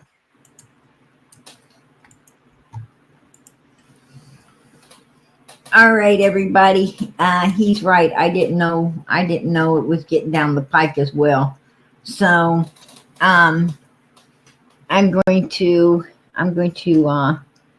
let everybody get some rest. I'm sorry for holding you guys in here so long. We have been here for a minute. I didn't realize, but you don't ever realize, right? When you come in here and get things going, you just don't realize how fast time flies. And I still haven't got through a lot of the stuff I've been wanting to cover, but you know what? The Lord took us somewhere else tonight, and I'm thankful for that, because we learned a lot tonight, right? We learned a lot. We got us back on track with where we needed to be, and but don't think that Summer's case is cold, because it's not. I know law enforcement is diligently working upon Summer's case. Trust and believe that. They are working. They made a promise, and I have faith they're going to keep it. So please, don't let people, just because they're upset that they're not getting what they want, don't let people try to shut down Summer's case, because we need Summer's case solved. And I know I'm going to be here until it is. I'm going to be here until it is. And I hope each and every one of you are going to be here as well for her, because she needs us. She needs us. And I will see this thing through. I don't care how long it takes. I'll make sure I'm here and I'm seeing it through. God put this, God put us here together for Summer. He put this channel here for her and all of us here to be her voice. And that's what I plan on doing. So,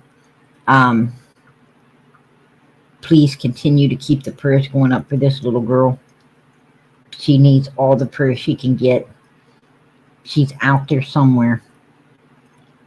We don't know where she is, but God does. And we've got to pray that He lets us find her, bring her home, and get justice against the evil humans that did this to her. So please keep them prayers going up for her. And just know that God answers prayers. He answers. Yes, it's on His time, but He's answering. Like I said, we got so much now that we didn't have before. We pretty much know exactly what went down, who the number one suspects are. It's just a matter of law enforcement putting it all together and being able to prosecute upon it. So let's stay here. Let's keep it moving forward. And let's keep praying that that all goes down real soon for Summer's sake. I know I'm praying. And I hope you're praying in the name of Jesus Christ as well. And please pray for one another. I seen someone else in the chat tonight needing prayer. They was thanking everybody for the prayers going up for them. I didn't miss it. I seen it go by. Was just really busy. But God lets us catch what needs to be caught, right? And I wanted to let the person out there know that it did not escape us. I seen it. And prayers are going up, and they were going up. And we don't know what everyone needs, but God does. And I just pray that God answers all of our prayers. I really do. In the name of His Son, Jesus Christ. Amen. And I haven't seen our sweet Norway in here. I haven't seen her in a while. Let us send prayers up for her. She was always needing prayers, and I do pray for her. I worry about her, and hopefully we'll see her soon in here and know that she's doing good. And there's so many other people, right? So many other people that, you might think that you're forgotten or something if you're not here, but you're not forgotten at all. We do notice that you're not here. We do send prayers up when you're not here, right? And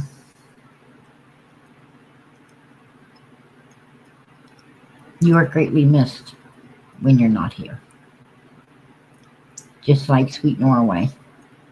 She is greatly missed. Beautiful sunflower. Um, you know, I see sometimes when she's able to be in here, and I'm so happy to see her. Sometimes she ain't able to make it in here, and that's okay too, because I know that she's got a busy life.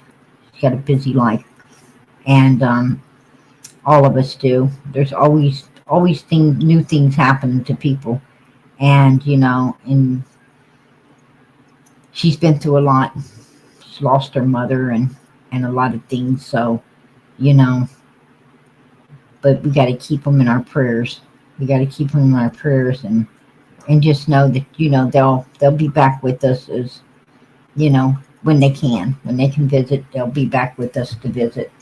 And I can't exactly remember. I think he called himself UFC. That comes in all the time here, a young man. Last time I heard, he's out in Arizona, out in Las Vegas. He's out in Vegas, and he had went back home. Uh, see his dad. His dad wasn't doing well, um, and I haven't seen him lately. So absolutely keep him in our prayers, right? But when you join a family like this, you become family, and we do take note. We do take note, and we do silently pray when we don't see you here. UFC Frog, absolutely. Arctic, thank you. I appreciate. Um, but you're greatly missed when you're not here. And oh, spicy watermelon. Yeah, I love her. I love her.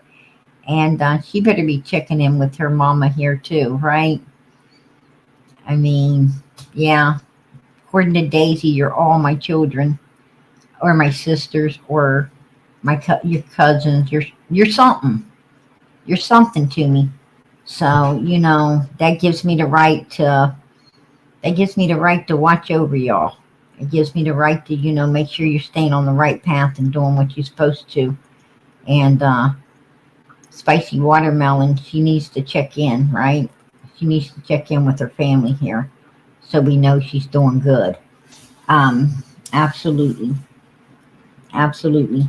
But I think it's been a great night, you guys. I really do. I think it's been a beautiful night. And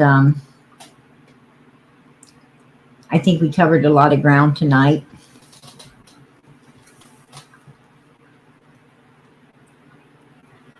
And I was a little bit, I did come in a little upset with some of the things that, going on out here in the YouTube world, right? And I think I had good cause to be.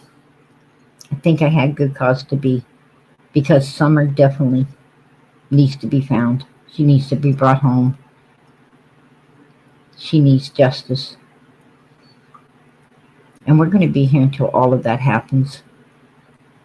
Summer is the topic. The goal is to find her, bring her home, and get justice for her. And it always has been, and it always will be here. So please keep the prayers going up for her. And I did say please. Tonight before you go to bed, bow your head. Even if you're in bed, you forgot. Just take a minute. Say, God, please let us find her. You know where she's at. I have all faith in you. Please let us find this little girl and all the answers to what happened. In the name of your Son, Jesus Christ. Amen. It's that easy. That easy. And it don't cost a dime. But it is the best gift you could ever give Summer. You want to give that little girl a gift? Bow your head and pray for her. Best gift you could ever give anyone. Trust and believe me. The best. I'm going to say good night. God bless. Much love. I already see the hearts going up for Summer. Let us fill this chat with hearts tonight and show Summer, because I'm sure she's in the arms of an angel. I don't think Summer's with us any longer, folks. Seeing the kind of parents she has and the kind of people they deal with, I don't think she's with us. I really don't. And even Detective Pruitt, I don't think he believes that she's with us as well. So please, she's in the arms of an angel. Let that little girl look down here and see how much she's loved. Fill this chat full of purple hearts and show Summer how much we love her, because we truly do. God bless. Good night, everybody. Hey, Mick Bro, I see you. I see you. Good to see you in here tonight. God bless. All right, everybody. Good night.